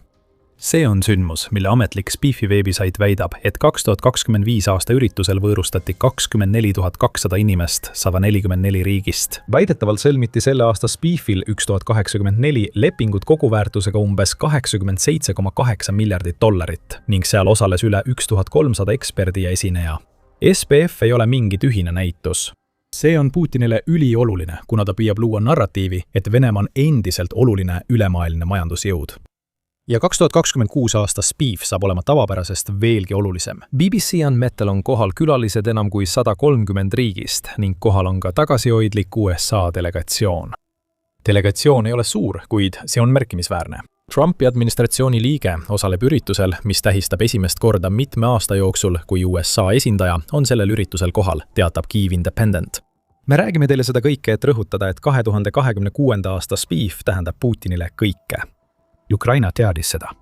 Ja samal hommikul, kui Putin voodis tõusis ja valmistus kohtuma ärijuhtide ja delegaatidega üle kogu maailma, andis Ukraina löögi otse Peterburi südamesse. 3. juuni hommikul ärkasid Peterburi elanikud tule, suitsu ja Ukraina droonirünnakute peale. Putin lootis, et tema alustatud sõda ei tuleks jutuks. Nüüd räägivad rohkem kui 20 000 osalejat ainult sellest sõjast. Kogu Peterburi katvad sudupilved tuletavad õigel ajal meelde, et Putini sõda möllab endiselt, isegi kui ta püüab end maailma eliidile meelepäraseks teha. Venemaa president alandati. Mees, kes püüab nii väga varjata kahju, mida Ukraina tema riigile teeb, saab ainult pealt vaadata, kuidas tema kodumaad lämmutatakse. Ukraina ei halastanud, kui tema droonid sadasid. 3. juuni varahommikul Peterburi peale. Peamine sihtmärk, nagu teatab Kyiv Posti, oli AS Peterburi naftaterminal, mis on üks suurimaid naftakäitlusrajatisi kogu loode Venemaal. Astra poolt tehtud mitme pealtnägija video ja kohapealsete kirjelduste analüüs kinnitas, et just see oli Putini alanduse paik ning Ukraina ei oleks saanud valida paremat sihtmärki päeval, mil Venemaa pidi näitama majanduslikku jõudu ja sõlmima ärilepinguid. Põlev terminal asub vaid 17 kilomeetri kaugusel Expo Foorumi konverentsikeskusest, kus toimub SPF 2026. See on sama sihipärane nagu kõik muu, mida Ukraina teeb. See tähendab, ekski osaleja ei pääse ISC Peterburi naftaterminalis suitsupilve nägemisest. Vladimir Putin ei saa väita, et kõik on nagu tavaliselt. Need, keda ta üritab enda poole võita, näevad oma silmaga, mida Vladimir Putini sissetung Venemaale kaasa toob. Majanduslikult on see põlev sadam samuti Venemaa jaoks eluliselt tähtis. The Kyiv Independent teatab, et selle läbilaskevõime on 12,5 miljonit tonni aastas, mis teeb sellest ühe Venemaa suurima kütuse ladustamis- ja eksporditerminali. Naftasaadused saabuvad raudtee, jõe ja maantee kaudu. Et neid üle maailma välja vedada, tõenäoliselt paljudesse riikidesse, mis on esindatud ka SPF 2026. Võib-olla olid SPF 2026 delegaadid, kes mõtlesid uute naftatehingute tegemisele Putiniga. Nüüd peavad nad 2 korda järele mõtlema. Sa ei saa Venemaad usaldada nende naftalubaduste täitmisel, kui sul on peas pilt põlevast sadamast. Venemaa on kohe läinud kahjukontrolli režiimi. Aleksander Drozdenšo, kes on Leningradi oblasti kuberner ja mees, kellele Putin usaldab narratiivi hoidmise oma kodulinna ümber, üritab juba Putini alandust muuta Venemaa edulooks. Ta väidab, et Peterburi õhutõrje tõrjus Ukraina rünnaku tagasi, mis tema esialgsel hinnangul hõlmas 3 drooni, kuid hiljem tõstis ta selle arvu 30 droonile. Meile tundub, et keegi ei suuda oma juttu sirgeks saada. Kas numbrid võivad tõusta sellepärast, et Drozdenšo peab leidma viisi, kuidas seletada, miks Peterburis on nii palju tuld ja suitsu? Muidugi ei ole me võõrad Venemaa väidetele, et nad on pürrinud iga drooni, mille Ukraina nende territooriumile saadab. Drozdenšo oli vähemalt piisavalt tark, et mitte väita, nagu oleks droonide rusud juhuslikult tabanud just neid sihtmärke, mida Ukraina tahtis rünnata. Aga isegi kui ta oleks seda väitnud, poleks see aidanud. Kõigist tema tõrjumisväidetest hoolimata ei saada varjata tegelikkust, mida SPF 2026 osalejad ise näevad. Lõppude lõpuks on see tegelikkus juba laialdaselt üle Venemaa sotsiaalmeedia levimas. Kenake väike kokkuvõtte katastroofist, mille Ukraina just Putinile põhjustas, on jagatud Toronto TV Telegrami kanalil. Üks video teise järel näitab tagajärgi. Ühel neist on näha 3 suitsusammast, mis tõusevad Peterburi naftaterminalist, mis näitab, et mitu Ukraina drooni tabasid otse sihtmärki. Teisel on näha tohutu tulekahju terminalis, mis paiskab kõikele suitsu. Selles videos on kuulda, kuidas Vene õhutõrje laseb taustal valanguid, kuid pärast tulistamise lõppu on endiselt kuulda sumisevat Ukraina drooni. Ja teises videos näeme esimest teise nurga alt. See on tohutu, võimatu mitte märgata monument Ukraina rünnaku ulatusele Putini kodulinna vastu. Sama Telegrami kanal pakub ka veel üht huvitavat infokildu. 3. juuni hommikuks kella 6 väitsid Leningradi kohalikud võimud, et neid ründas 50 drooni. Tundub, et keegi Venemaal ei suuda numbreid täpselt paika panna. Ukraina president Volodõmõr Zelenski ei ole sugugi tagasihoidlik olnud, lisades Putini piinlikkusele veel hoogu juurde. Kui Venemaa presidendi käsilased üritavad oma versioone levitada, on Zelenski juba Telegramis kinnitanud, et Ukraina oli rünnaku taga ning et see oli sama edukas, nagu videost paistab. SBU, SBSI, SSO, GURI ja riikliku piirivalveteenistuse sõdurite kaugoperatsioonid on andnud häid tulemusi. Olulised objektid Venemaa territooriumil said sel ööl tabamuse, teatas Zelenski, lisades, nende hulgas on ka Peterburi naftaterminal.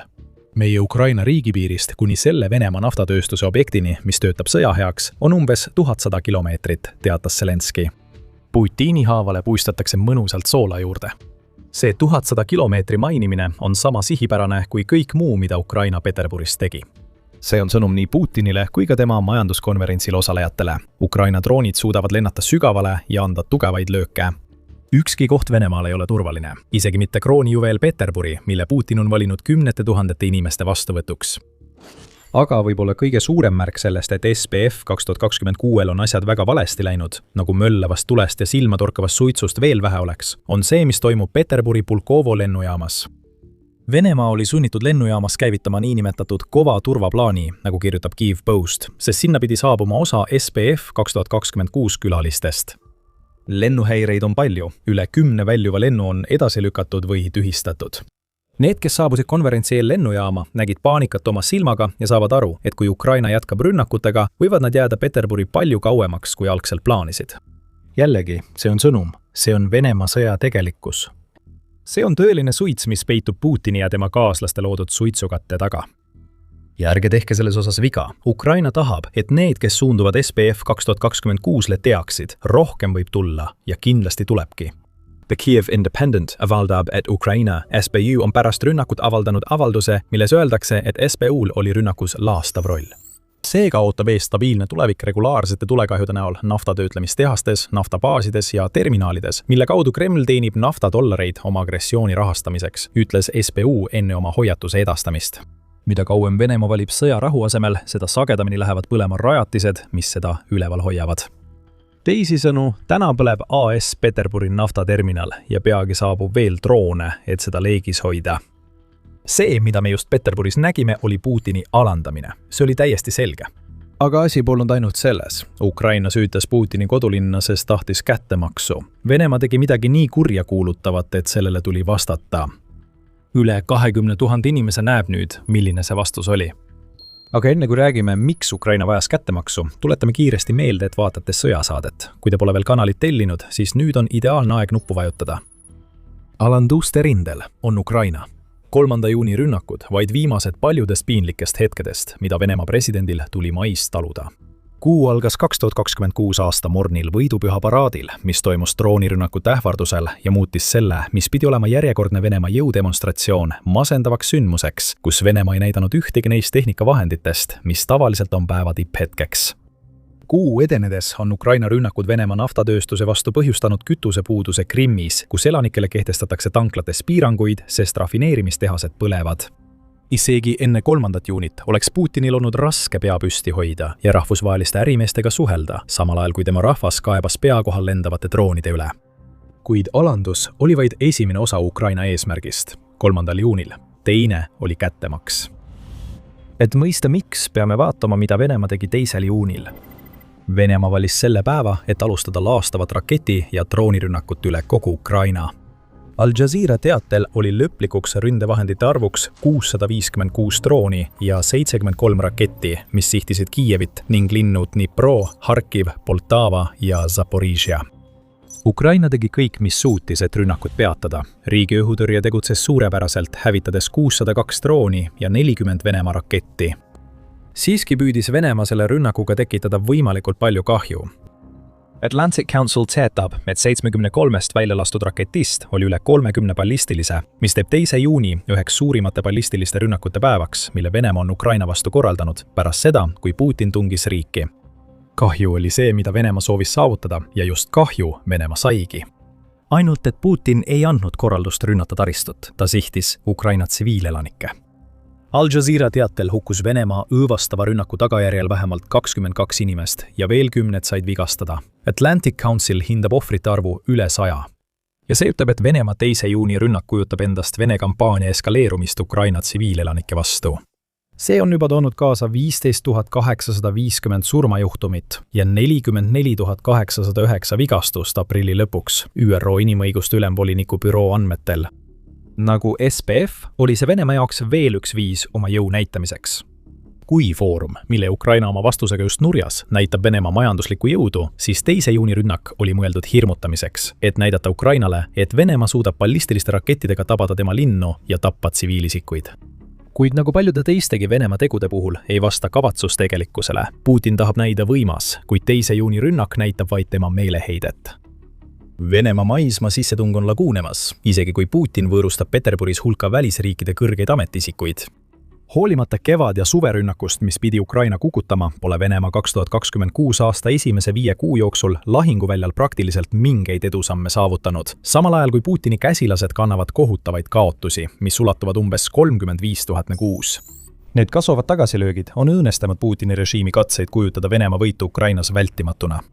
Selle asemel näib meeleolu Venemaal nüüd halvenevat. Üha rohkem inimesi seab kahtluse alla sissetungi mõistlikkuse ja kahtleb, kas Putin suudab Ukrainas oma maksimalistlikke eesmärke veel realistlikult saavutada, teatab Atlantic Council. 2. juuni rünnak pidi Venemaa taas tippu viima, näitama maailmale enne SPF 2026, et Venemaa on endiselt see jõud, milleks Putin seda peab. Selle asemel andis Putin Ukrainale vaid rohkem põhjust tema kodulinna rünnata. Iga tsiviilisik, kelle Venemaa raketid ja droonid tapavad, annab Ukrainale motivatsiooni panna Putin kannatama. Alandus, mis tuleneb sellest, et Venemaa ei suuda peatada rünnakut ühe oma kõige väärtuslikuma linna olulise taristu vastu, on juba iseenesest piisavalt halb. Nagu John Foreman, endine Ühendkuningriigi kaitseatašee nii Moskvas kui ka Kiievis, ütles väljaandele Kyiv Independent. Selle asemel, et suuta näidata vältimatu võidu ja jõu narratiivi, on tõde hoopis vastupidine ning see ei jää ka osalejatele märkamata. Kuid võib-olla on tulemus veelgi olulisem kui sõnum neile, kes osalevad SPF 2026. Veel rohkem Vene naftat põleb eksporditerminalis. See tähendab, et müüakse vähem naftat, mis toob kaasa väiksemad naftatulud, mida Kreml saab maksustada.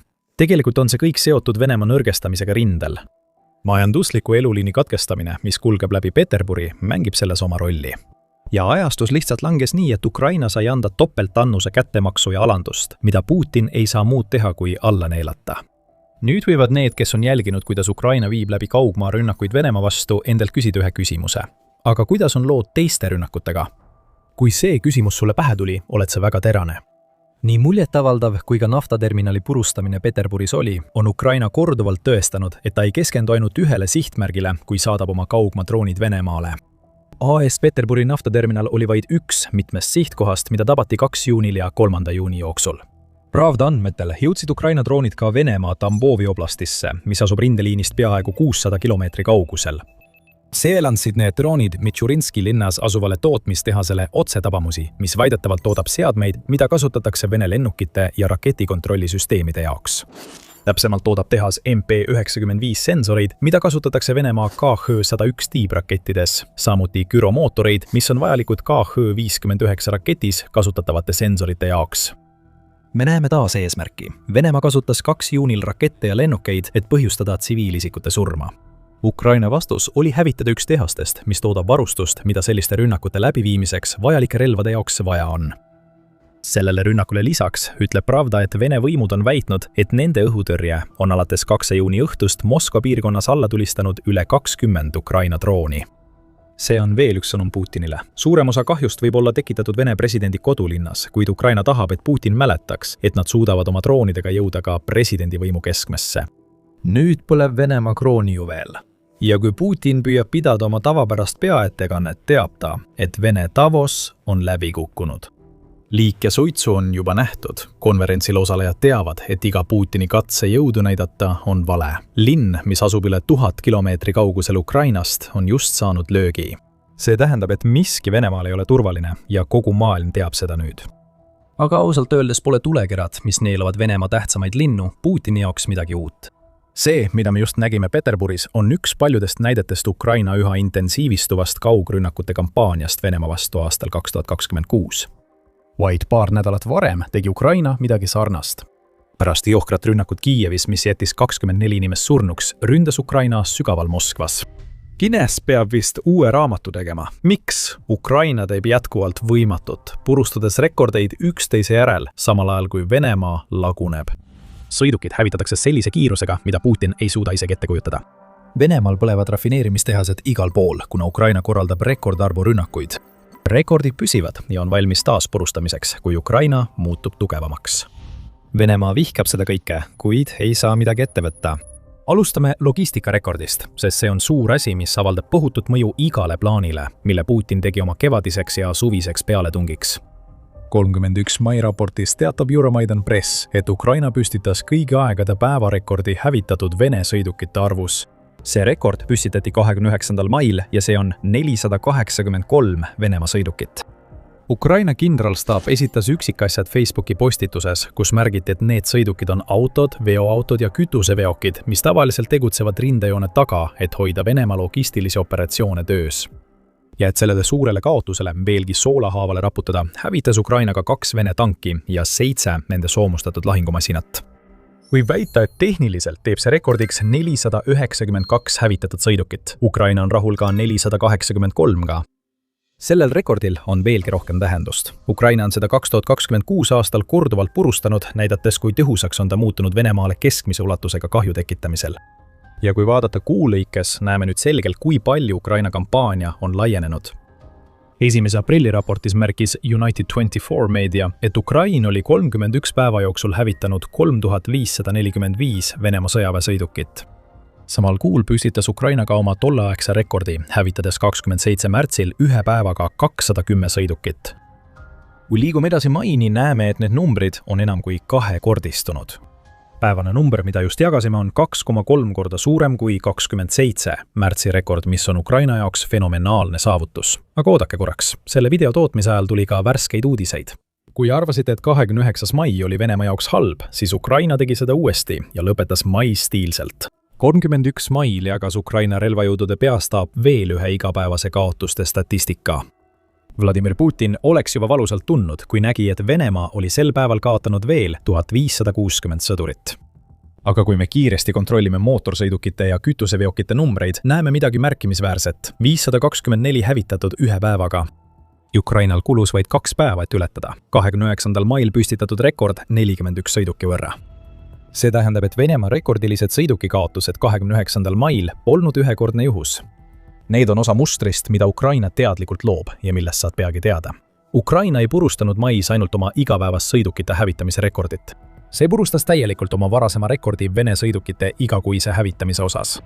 sõjaväe analüütik Aleksandr Kovalenko ütleb, et Ukraina hävitas mais 7704 sõidukit ning kuu lõpuks ületab koguarv tõenäoliselt 8000. Isegi kui eeldada, et see arv jääb 7704 juurde, on see 2,17 korda kõrgem kui märtsis nähtud tulemus. Ja see annab suure panuse Venemaa kogusõiduki kaotuste koguarvu, mis on 100 713 ning mis on registreeritud alates sellest, kui Putin alustas oma sissetungi 2022 aasta veebruaris. See on nii järsk kiirendus, et see teeks Usain Boltile au. Kuna Ukraina on alates märtsist igal pool sõidukite hävitamise rekordeid purustanud, siis tundub peaaegu nagu oleks käimas mingi kampaania, mis julgustab Ukraina droonioperaatoreid sihtima Vene sõidukeid eesliini tagalas. Me räägime poolnaljatamisi. Tõepoolest on olemas selline kampaania ja sellel on isegi nimi – logistika halvamise programm. 27. mail teatas Ukraina kaitseminister Mihhailo Fedorov, et logistika halvamise programm on ametlikult käivitatud. Ja üksikasjad näitavad meile, miks näeme nüüd, kuidas Ukraina purustab rekordeid Vene sõidukite hävitamises. Fedorov on loonud programmi, et suunata rohkem rahastust otseüksustele, mis sihivad Vene logistikat rindejoone taga. Esimeses etapis annab programm $113 miljonit rahastust otsebrigaadidele, mis hävitavad Vene ladusid, juhtimisteid, varustusliine ja logistilisi vahendeid, nagu sõidukid. Esimesed väljamaksed olid juba tehtud selleks ajaks, kui Fedorov programmi välja kuulutas. 2 päeva hiljem püsitati uus rekord. Juhus? Meie arvates mitte. Teises etapis kavatseb Ukraina kaitseministeerium avada tsentraliseeritud hankesüsteemi, et aidata soetada selliseid keskmaa löögisüsteeme, mis võimaldavad selliste rekordite purustamist. Need hanked peaksid hakkama tulemusi andma suveks ning see tugineb sellele, et Ukraina on juba viimaste kuude jooksul 4-kordistanud Vene tagala logistika ja sõjalise infrastruktuuri purustamist. See on üks viimaste nädalate olulisemaid operatiivseid arenguid. See on Ukraina eesmärkide ametlik vormistamine. Suuremahulised rünnakud, suurem ambitsioon, Vene logistika täielik hävitamine sellisel tasemel, mida Putin poleks kunagi osanud ette kujutada. Logistika sulgemise programm tõi juba 2 päeva jooksul pärast selle ametlikuks kuulutamist kaasa rekordi ning me oleme valmis kihla vedama, et juba pöörane 29. mai rekord purustatakse lähitulevikus. Praegu näeme mõju koha peal mitmel viisil. Loomulikult on olemas otsene mõju. Tänapäeval ei ole raske leida maapinnal põlevaid Vene sõidukeid.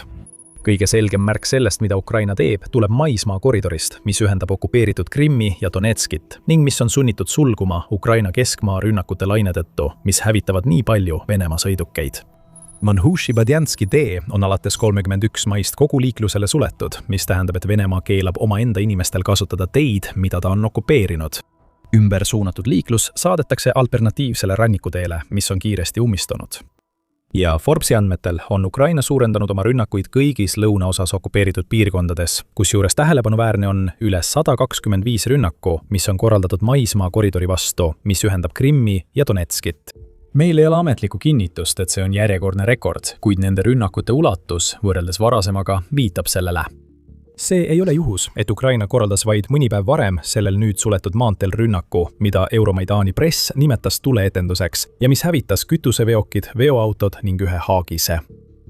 Teelõigud Budjanski, Žankoi ja Melitopoli vahel on samuti olnud sihtmärgiks.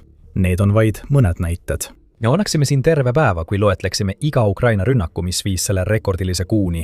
Kuid kui Vene sõidukid põlevad ja tagalalogistika on purustatud, tekitavad tõelisi probleeme Putinile just rindel olevad raskused. Katkiine logistika tekitab probleeme vägedele. Tegelikult mitmeid, alustades sellest, et see takistab Venemaa katseid saata sõdureid rindele. Seda kinnitab Yukar Ukrinform, kes ütleb, et Ukraina rekordilised löögid rindejoonel ja tagalas on muutnud Venemaal isikkoosseisu rindele toimetamise äärmiselt raskeks. Väljanne viitab 27. mai raportile, mille koostas Institute for the Study of War ehk ISW, kus öeldakse, et keskmaa löögid takistavad aktiivselt Venemaa võimet isikkoosseisu rindele toimetada, samuti varustada ja hoida rindejoone positsioone. See vähendaks oluliselt täiendavate reservväelaste arvu, kes üldse suudaksid rindele jõuda ja seal praegustes tingimustes Vene maismaa tegevust mõjutada. ISW andmetel annab Ukraina nutikas droonide kasutamine sõidukite ja logistikasõlmede hävitamiseks talle taktikalise eelise mõnes rindelõigus, mis loob sageli eelduse jõhkrate vasturünnakute jaoks, mida Ukraina on kogu kevade jooksul läbi viinud. Nii et Venemaa pealetung muutub nõrgemaks ja tema kaitse variseb kokku. Samuti ei tule Venemaa hästi toime kütuse transportimisega. Me mainisime, et Ukraina hävitas kütuseveokeid maismaasillal Krimmi ja Donetski vahel. see pole sugugi juhuslik sihtmärkide valik. 22. mail teatas ajaleht The Moscow Times, et Kremlit toetavad okupatsioonivõimud Krimmis on sunnitud Sevastoopolis, sadamalinnas, bensiini normeerima pärast Ukraina rünnakute lainet logistilistele objektidele. Nende uute piirangute kohaselt võivad kodanikud osta kuni 20 liitrit bensiini ühe sõiduki või anuma kohta, mis teeb umbes 5,2 gallonit. See samm tuleb ajal, mil nafta töötlemise tase Venemaa rafineerimistehastes on langenud 4,69 miljoni barrelini päevas, mis on järjekordne rekord, sest see on madalaim tase alates 2009. aastast. Ukrainal võib sellega olla oma roll. Jääge meiega ja me selgitame, kuidas veel üks Ukraina püstitatud rekord aitab kaasa Krimmi tõsistele bensiiniprobleemidele. Siin näeme, kuidas Ukraina mõju ulatub üha enam Venemaa tagalasse. Ja kuigi see kõik mõjutab Venemaa võimet vägesid transportida ja tagada kütuse jõudmine tsiviilisikuteni sellistes kohtades nagu Krimm, seisneb Putini jaoks tõeline probleem rindel. Vene sõdurid surevad rekordarvul ja see on suuresti tingitud Ukraina kampaaniast Venemaa logistika vastu. Oleme juba pikalt rääkinud sellest, kuidas Ukraina purustab 2026 aastal igakuiseid kaotuste rekordeid. Nii märtsis kui aprillis kaotas Venemaa üle 35 000 sõduri. Selle video loomise ajal ei ole meil veel maikuu andmeid, kuid on tõenäoline, et need arvud on isegi suuremad, kui eelneva 2 kuu jooksul nähtud. See oleks järjekordne rekord, mis purustatakse, ja see ei oleks mingi üllatus. 29. mai raportis avaldas Al Jazeera, et Venemaa kehv sooritus ja Ukraina laastav strateegia on viinud selleni, et iga Ukrainas vallutatud ruutkilomeetri kohta on Venemaa kaotused 3-kordistunud. Aastal 2025 oli see näitaja 67 iga ruutkilomeetri kohta. Nüüd on see 179 venelast surnud või haavatud iga ruutkilomeetri kohta, mille Venemaa Ukrainas vallutab. Rekordeid purustatakse verehinnaga. Ja see pole veel kõik. Me mainisime varem Sevastoopolit ja selle bensiiniprobleeme. Nagu iga teinegi probleem, mille oleme seni Venemaa puhul esile tõstnud, ei ole ka Krimmis toimuv juhuslik. See on otsene tulemus sellest, et Ukraina purustab taas rekordeid. Aga enne kui me selleni jõuame, kui see on selline ülevaade Ukraina sõjast, mida sa tahad näha, siis kindlasti telli meie sõjasaade. Me analüüsime seda nii igal nädalal. Nii et bensiiniprobleemid ja see teine rekord. Sa võid ilmselt juba aimata, mida me järgmiseks ütleme. Mais tabas Ukraina rohkem Venemaa nafta rafineerimistehaseid ja energiarajatisi kui kunagi varem ning see tekitab Putinile tõsiseid probleeme kütuse vallas. Üksikasjad pärinevad Ukraina mehitamata süsteemide vägede kurikuulsalt komandorilt Robert Brovdelt, kes teatas Telegrammis, mida Ukraina mais oma naftarünnakutega saavutas. Mais andis vabadust armastav Ukraina lind okupantide nafta rafineerimistööstusele tulise 18+ vanuse piirangu, kuulutas Brovd oma teatraalsel moel. See tähendab, et Ukraina tabas mais vähemalt 18 Venemaa rafineerimistehast ja energiatöötlemisjaama, kusjuures mitut neist rajatistest külastasid Ukraina lendavad sanktsioonid korduvalt. Brovdo esitab isegi nimekirja.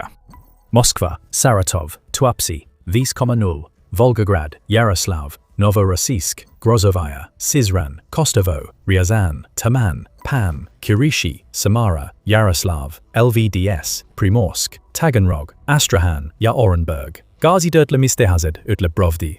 Me loeme selles nimekirjas 19 ja võiks isegi väita, et 23, kui arvestada iga Tuapse rünnakut eraldi.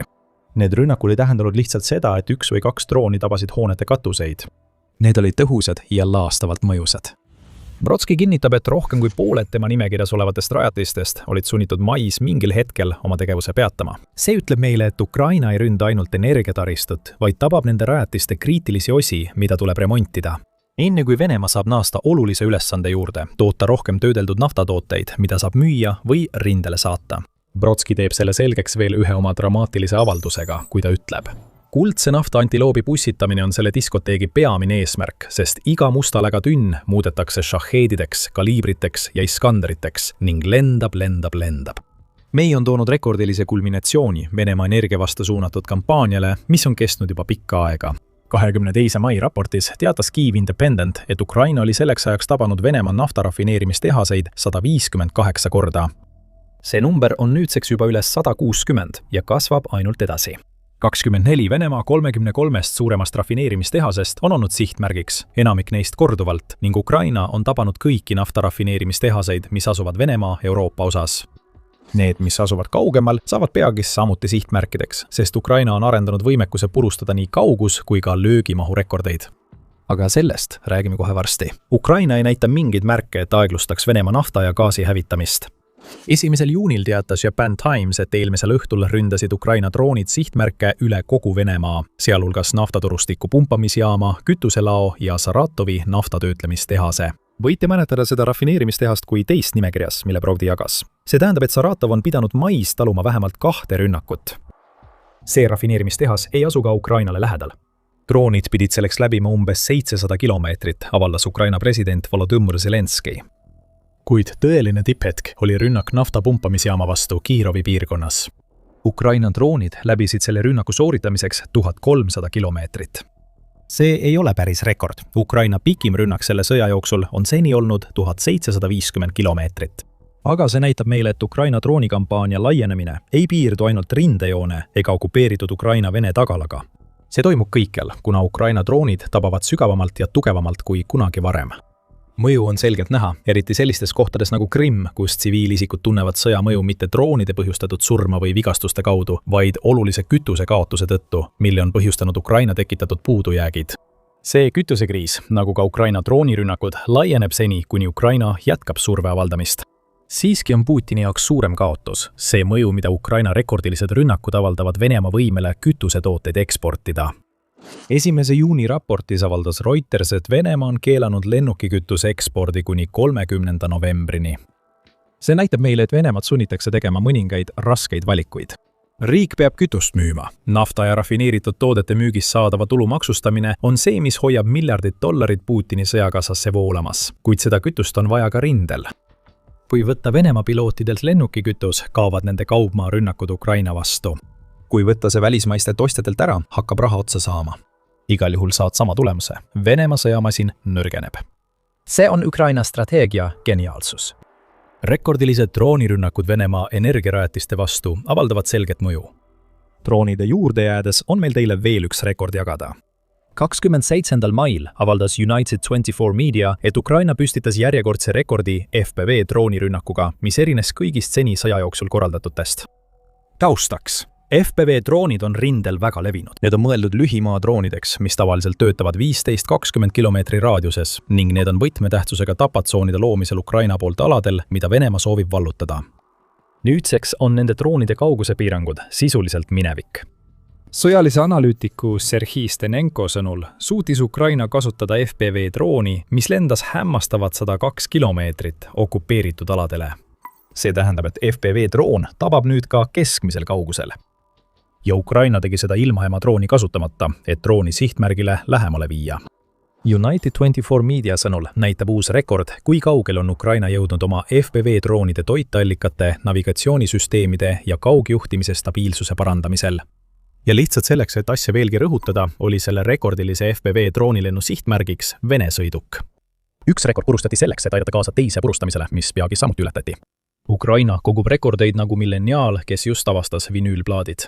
Ja nüüd, kui Ukrainal on FPV droonid, mis suudavad lennata 100 kilomeetri kaugusele, näeme laienevaid tapmistsoone ja veelgi rohkem rünnakuid venelaste tagalasse. Kõik see süvendab Putini juba olemasolevaid probleeme, kui ta üritab Venemaa kevad- ja suve pealetungi edasi viia.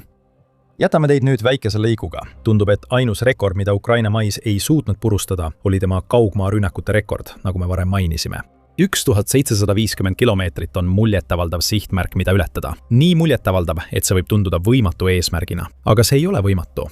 30. mai raportis avaldas Euromaidan Press, et Ukraina peamine luureteenistus on teatanud, et neil on nüüd droonid, mis suudavad lennata kuni 3400-3500 kilomeetrit. See tähendab, et ohus pole mitte ainult Euroopa Venemaa. Kaug-ida alad, sealhulgas Siberi Krasnojarski piirkond, on nüüd muutunud sihtmärkideks. Praegu on see pigem võimekuse väide kui tõestatud rünnaku kaugus. Aga Ukrainal on kombeks teha ära selle, milleks ta väidab end võimeline olevat. Hoidke silm peal. Võib-olla ei lähe kaua, kuni me anname teada, kuidas Ukraina on oma 1750 kilomeetri kauguse rekordi purustanud. Kõik, mida Putin teha saab, on vaadata, kuidas Ukraina rekordeid purustab ja Venemaa logistikat hävitab. Oleme juba maininud maismaa silta Krimmi. Rünnakud, mis silla sulgesid, on vaid osa laiemast Ukraina strateegiast, võtta pärast enam kui 10 aastat Venemaa ebaseadusliku poolsaare hõivamist Krimm tagasi. Aastaid peeti Venemaad üheks maailma kõige moodsama armeega riigiks. See väide hõlmas ka nende lennukeid. Kui läänel on F-22 ja F-35 ning Hiinal J-20, siis Venemaal on Su-57 Felon. Paberil on see 5. põlvkonna stealth-hävitaja, mis on loodud Nõukogude geeniuse põhjal, sepistatud aastakümnete lennundusmeistrite kogemustest ja soovist ületada Ameerika disainid. Moskva nimetab Su-57 Vene õhu- ja kosmosejõudude kroonijuveeliks. Riiklik meedia nimetab seda revolutsiooniliseks. Üks Vene kindral väitis isegi, et see on peaaegu saamas maailma esimeseks 6. põlvkonna hävituslennukiks.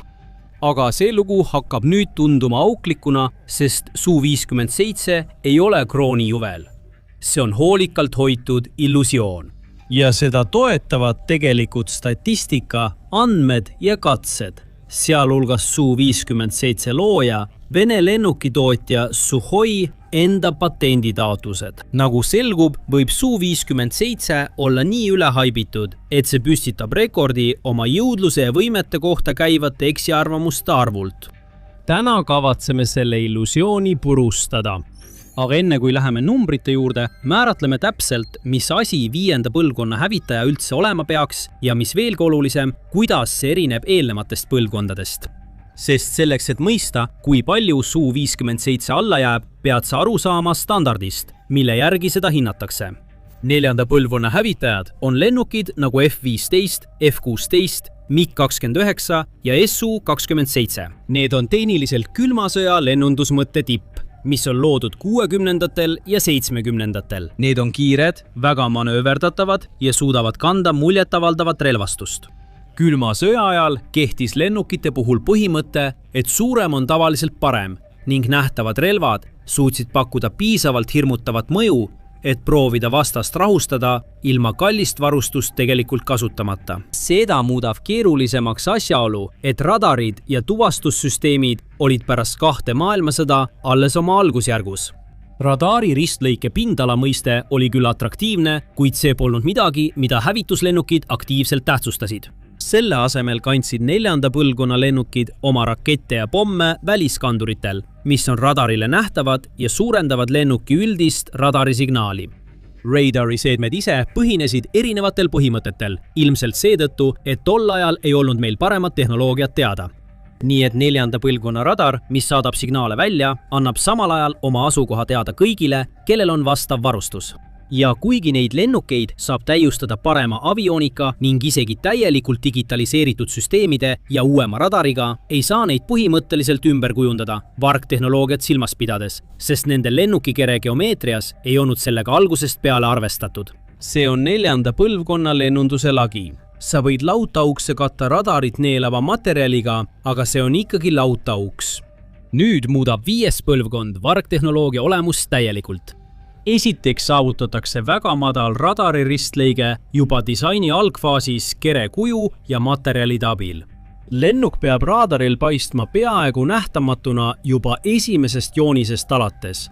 Teiseks on enamikul lennukitel sisemised relvaruumid, et kui lennuk viib lahingusse rakette ja pomme, säiliks madal radari signatuur. Kolmandaks, täiustatud AESA radar, mis töötab madala avastamise tõenäosusega režiimis. Tähendab, et see suudab tuvastada vaenlase, minimeerides samal ajal omaenda radari kiirgust, töötades lühikeste sagedushüpetega, mida on äärmiselt raske avastada ja jälgida. Neljandaks, ja võib-olla kõige olulisemaks, on põhimõtte nimega sensorandmete sulandamine ehk võime koondada andmeid nii pardal olevatest kui ka välistest anduritest ja esitada piloodile ühtne, integreeritud ja selge lahinguvälja pilt, selle asemel, et sundida teda vaimselt kokku viima andmeid poolest osinas eraldi ekraanil. Lõpuks 5. põlvkonna lennukid ei ole loodud üksi tegutsema.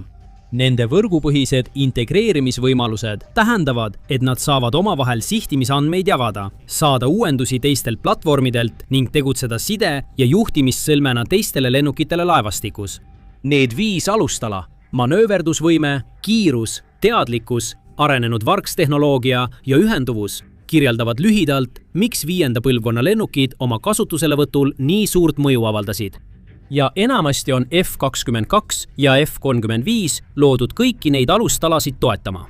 Aga Venemaa Su-57 ei täida tegelikult enamiku nõuetest, mis annaksid talle õiguse olla 5. põlvkonna lennuk, rääkimata millestki enamast. Selle tõestamiseks alustame vargtehnoloogiast, mis on vaieldamatult kaasaegsete hävitajate ja mitmeotstarbeliste lennukite määrav omadus. just siin hakkab Su-57 ümber käiv lugu lagunema. me ei pea tuginema lääne luurehinnangutele ega NATO analüüsidele. Me saame kasutada Sukhoi enda sõnu. Sukhoi projekteerimisbüroo enda poolt esitatud patenditaotlustes kirjeldatakse Su-57 eesmist radari peegelduspinda vahemikus 0,1 kuni 1 ruutmeeter. Aviation Key Club tõi täpselt välja, mida need numbrid praktikas tähendavad. Mõned lennunduseksperdid väidavad, et radari peegelduspinna vahemik on võrreldav puhta FA-18 Super Horneti või Tomahawk tiibraketiga. Ühtegi neist platvormidest pole kunagi reklaamitud kui varglennukit. Boeing pole kunagi nimetanud Super Hornetit 5. põlvkonna varghävitajaks. Ja ometi väidab Venemaa kroonijuveel just sellist radarile nähtavust. Nüüd võrdle seda F-35-ga. F-35 Lightning II esiosa radari peegelduspind on umbes 0,001 kuni 0,005 ruutmeetrit, mis on ligikaudu golfipalli suurune. Su-57 enda patent näitab selle radari peegelduspinda kuni 1000 korda suuremana kui F-35L. Võta hetk ja lase selle erinevuse ulatusel endale kohale jõuda. Tegelikus lahingus suudaks F-35 radar avastada Su-57 6 kuni 10 korda suuremalt kauguselt, kui Su-57 suudab avastada F-35. Õhuvõitluses juhib lahingut see, kes näeb vaenlast esimesena. Võrreldes F-35-ga lendab Su-57 sisuliselt pimesi lahingusse, teadmata isegi, et see on alanud. Õppused kinnitavad seda. USA õhujõud korraldasid tipptasemel lahingutreeninguõppused Red Flag 17, kus vastaseks olid kõige keerukamad simuleeritud vastased. Nendes õppustes saavutas F-35 hävitussuhte 21 kaasaegsete 4. põlvkonna hävitajate vastu, keda toetasid AVAX-i luurelennukid ja õhutõrje raketisüsteemid. Aviation Key Club läheb veelgi kaugemale ja väidab, et F-35 kasuks oli hävitussuhe 28 ühe vastu süsteemide vastu, mis on kõige sarnasemad Su-57 omadele. See on kohutav puudus, kui sul on vaja 28 oma kõige arenenumat hävitajat, et hävitada vaid üks ameeriklaste analoog. Siis on veel potentsiaalne probleem selle lennuki mootoriga. Su-57 hävitaja kasutab praegu Saturn AL-41 F1 järelpõlemisega turboventilaatormootorit, mis on sisuliselt päritud Su-35-lt ega olnud kunagi selle lennuki jaoks mõeldud lahendus. Eesmärgiks olnud jõuallikas Isdelia 30 ehk AL-51 F1 pidi andma tõelised 5. põlvkonna jõudlusomadused, vähendama infrapunajälge, parandama kütusesäästlikkust pidevaks ülehelikiiruseks ning pakkuma tõukejõuvaru, mis on vajalik tõeliseks manööverdamiseks neil kiirustel. See mootor on olnud arenduses üle 10 aasta ja jõudis lennukatsetusteni alles 2017, aasta lõpus pärast korduvaid viivitusi. See ei ole siiani masstootmises, mis tähendab, et Venemaal ei ole tehniliselt 5. põlvkonna väärilist mootorit oma lennukipargi jaoks.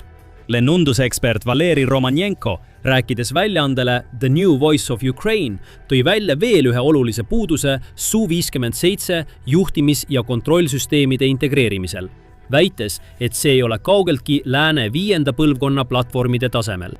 F-35 on sisuliselt lendav andurisõlm, mis jagab pidevalt andmeid kogu lahinguväljal, edastades sihtmisteavet teistele lennukitele, laevadele ja maavägedele reaalajas. Su-57 võrgupõhised võimed jäävad sellest standardist märkimisväärselt maha. Kuid selle lennuki probleem ei seisne ainult vargse disaini, ühenduvuse või mootori juures. Nagu selgub, võib Su-57 olla nii vargse, et lääne meedia ei suuda neid kusagilt Venemaa lennubaasidest leida. Ja selle põhjuseks on üsna lihtne põhjus. Lihtsalt Su-57-sid polegi eriti palju olemas. Et mõista, kui halb olukord Venemaa jaoks tegelikult on, pead meeles pidama ühte arvu.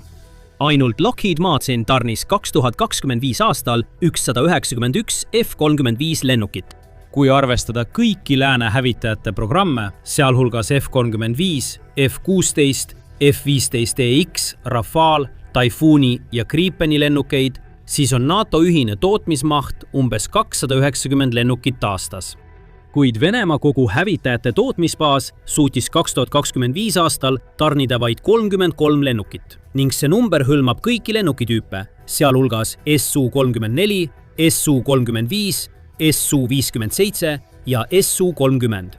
Rostecci enda tegevjuht nimetas 2025 aastat rekordiliseks aastaks. Seega paistab rekordiline tootmismaht olevat veidi üle 30 hävitaja aastas.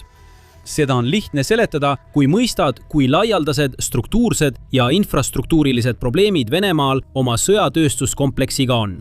Näiteks Komsomolskis Amuri ääres asuv tehas Venemaa Kaug-Idas vastutab samaaegselt nii Su-35 kui ka Su-57 tootmise eest. See tähendab, et tehase piiratud tootmisvõimsus jaguneb 2 programmi vahel, mis konkureerivad sama tootmispinna, sama tööjõu ja sama tarneahela pärast. Selle tehase moderniseerimise maksumuseks hinnatakse umbes 1 miljard eurot ehk 1,1 miljardit dollarit 5 aasta jooksul, mis on midagi, mida Venemaa pole eriti valmis rahastama, kui ta on eelnevad 4 aastat Ukrainas vaevu sõda võitnud. Isegi kui Venemaa rahastab moderniseerimist, pole selge, millal tootmist täpselt kiirendada saab ja kui palju. Siis on veel lennuki tootmise inimkapitali kitsaskoht. Venemaa on juba avalikult kurtnud, et sõjatööstuskompleksis on puudu 400 000 tehnikut ja inseneri. Ja see number pärineb juba 2022 aastast Ukraina sissetungi esimestest kuudest, kui Venemaal oli veel suhteliselt leebe ajateenistuse määr ja kaotuste arv sõjas.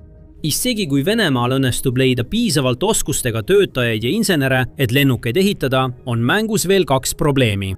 Esiteks seisab Venemaa tsiviillennundustööstus silmitsi sarnase puudusega, mis tähendab, et sõjalennukite ja tsiviillennukite tootjad võitlevad sama tööjõu pärast. Veelgi hullem on see, et tsiviillennunduse olukord on veelgi kehvem. 2023 aastal teatasid Venemaa ametnikud, et riik tarnib Vene lennufirmadele 1000 reisilennukit. 2025 aasta lõpuks on neid lennukeid ehitatud vaevu tosin. See puudujääk avaldab tsiviillennukite tööstusele tohutut survet, nii et võib julgelt eeldada, et nad võivad meelitada sõjaväeinsenere enda poole. Aga teiseks, ja võib-olla isegi olulisemalt, isegi kui on keegi, kes lennuk ehitab, ei pruugi olla kedagi, kes seda lennutaks. Sõltumatu tehnilise analüüsi kohaselt kulub tehniku väljaõppeks umbes 3000 tundi harjutamist, et ta suudaks töötada lennuki täiustatud elektroonika ja avioonikassüsteemidega. Sellist väljaõpet on peaaegu võimatu läbi viia, kui riik on päriselt sõjas. Venemaal on vaja seda kasutuselevõttu kiirendada, kui ta üldse loodab tulevikus rohkem Su-57 lennukeid kasutada. Ja sanktsioonid on kõiki neid probleeme veelgi süvendanud. Enne täiemahulist sissetungi Ukrainasse tugines Venemaa suuresti lääne päritolu lennunduselektroonikale, mikroelektroonikale ja täppistootmisseadmetele. Need tarneahelad on nüüd katkenud. 2023 ünendaks aastaks tuli umbes 90% Venemaa mikroelektroonikast Hiinast. Kuid need komponendid ei ole alati samaväärsed lääne osadega, mida nad asendavad, ning mis jõudsid kohale kolmandate osapoolte kaudu oluliselt kõrgema hinnaga. Mõju on näha hävitajate arvudes. Su-34 tootmine kasvas 2022. Aasta 9 lennukilt 2023 aastal 11-ni, samas kui 2025 aasta eesmärk on 17. Su-35 puhul tellis Venemaa 2024 aastal 15 lennukit, kuid suutis tarnida vaid 12. Võrrelge seda Venemaa tankide, droonide ja suurtükimürskude tootmise kasvuga, mis on pärast sissetungi suurenenud 2–10-kordselt. See kontrast paljastab midagi olulist. Mastoodanguna toodetavaid laskemoona ja soomukeid saab olemasoleva nõukogudeaegse tööstusliku infrastruktuuriga kiiresti suurendada, hävituslennukeid aga mitte. Need vajavad täppiskomponente, mis on töödeldud väga kitsaste tolerantsidega ning iga tarneahela häire mõjutab kogu kokkupaneku protsessi. Olukord muutus nii tõsiseks, et Venemaa üritas väidetavalt tagasi osta sõjalise kvaliteediga elektroonikakomponente, mida ta oli varem Indiale ja Myanmarile tarninud. See tähendaks, et Venemaa võtaks osi ekspordisaadetistest, et varustada omaenda kodumaiseid tootmisliine.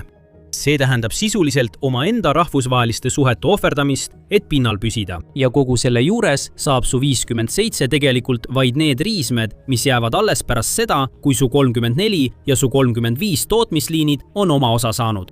2025 aastal tähendas see kogu aasta jooksul vaid 2 Su-57 tarnet Venemaa õhujõududele. Aga enne kui edasi läheme, veendu, et olete Military Show kanalit tellinud. Me postitame iga päev uudiseid ja põhjalikke analüüse, et sa oleksid kursis. Nüüd tagasi Su-57 juurde. Lisaks tarneahela ja stealth-tehnoloogia probleemidele on veel üks võimalik takistus, millest Venemaa ei pruugi üle saada. Pole kedagi, kes seda lennukit ostaks ja võimaldaks Venemaal rohkemate lennukite müügist kasu lõigata. See viitab taas Ukraina sõjale, kuid selle juured ulatuvad palju sügavamale. Aastakümneid olid Venemaa relvaekspordid geopoliitiliseks ankruks, mis eraldas läänt idast, kapitaliste sotsialistlikust maailmast. Sellised riigid nagu India, Egiptus, Alžeeria ja Vietnam rajasid kogu oma õhuväe Vene tehnikale. Venemaa oli nende tarnija, hoolduspartner ja moderniseerimisvõimaluste pakkuja. Ja need suhted on kokku varisemas. Stockholmi rahvusvahelise rahu-uuringute instituudi andmetel langesid Venemaa relvaekspordid 53% võrra 5-aastaste perioodide 2014, 2018 ja 2019-2023 vahel. 2019. aastal eksportis Venemaa peamisi relvasüsteeme 31 riiki. 2023. aastaks oli see number langenud 12-ni. Üksikute riikide andmed on veelgi kahjulikumad. Venemaa eksport Indiasse langes 34%, Egiptusesse 54% ja Vietnamisse koguni 91%. Need arvud ei ole ainult lääne sanktsioonide surve tulemus. Potentsiaalsed kliendid näevad, et Venemaa ei edene peaaegu üldse sõjas, mille ta ise alustas. Ja kõhklevad ostmast seda sama või enamasti isegi kehvemat varustust, sest enamik ekspordiversioone on suhteliselt nõrgemad kui kodumaised mudelid. Et hoida sõjasaladusi, aga just need kaks suurt tegijat on praegu Venemaa probleemiks.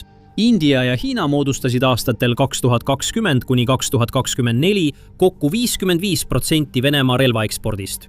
Mõlemad otsivad nüüd alternatiive. India on tühistanud hanked, viivitanud maksetega ning plaanib aktiivselt oma olemasolevaid Venemaal ehitatud lennukeid uuendada ilma Venemaa osaluseta, lõigates Moskva täielikult hooldus- ja uuendustuludest välja. See muutus on jätnud ruumi uuele tarnijale. Hiina on astunud sisse, et täita Venemaa poolt jäetud tühimikku, pakkudes odavamaid platvorme, minimaalseid poliitilisi tingimusi ja atraktiivseid kaubanduspakette. Peking täidab agressiivselt turgu, mille Venemaa on maha jätmas. Koos Pakistaniga arendatud IF-17 Thunder on leidnud ostjaid üle kogu arengumaailma. J-10C äratab tõsist huvi riikides, mis varem oleksid eelistanud Venemaa valikut. Ja seda dünaamikat tugevdab ka Ukraina sõda ise, kus Venemaa õhuväepiiranguid on kogu maailmale reaalajas näidatud. Riigid, mis varem talusid Venemaa tarneviivitusi ja võimekuse puudujääke, kuna puudus elujõuline alternatiiv, avastavad nüüd, et alternatiivid on olemas ning Hiina hoolitseb selle eest, et nad sellest teaksid. Selle valguses oli Su-57 ekspordiprogramm sisuliselt läbi enne, kui see üldse algas. Alžeeria sai 14 tellitud lennukist kätte vaid 2. India loobus ühisarendusprojektist 2018. aastal, tuues põhjuseks kulud ja võimekuse probleemid. Aga kuidas on lood Ukrainaga? Kindlasti näitavad Su-57 päris rindel end Venemaa õhujõudude kõige arenenumate ja võimsamate lennukitena.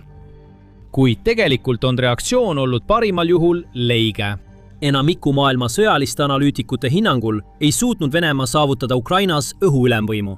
Ülesanne, mis peaks olema naeruväärselt lihtne, kui vastane kasutab samu lennukeid, lihtsalt ühe põlvkonna võrra vanemaid ja kehvemas seisukorras. Ukraina müüs isegi osa oma lennukitest Venemaale tagasi, et tasuda osa oma energiavõlgadest. 1999 aastal. Ei, Su-57 on vaidlusaluses õhuruumis sisulistest operatsioonidest märgatavalt eemale jäänud. Endine EA-18 Growleri piloot Adam Demude viitas Iisraeli rünnakutele Iraani õhutõrje vastu.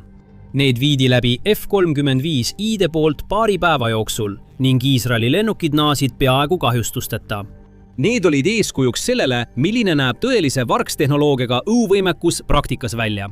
Tema sõnul võiks NATO läbi viia samu missioone Vene õhutõrje vastu ning järgnevad lennud ei kohtaks olulist vastupanu.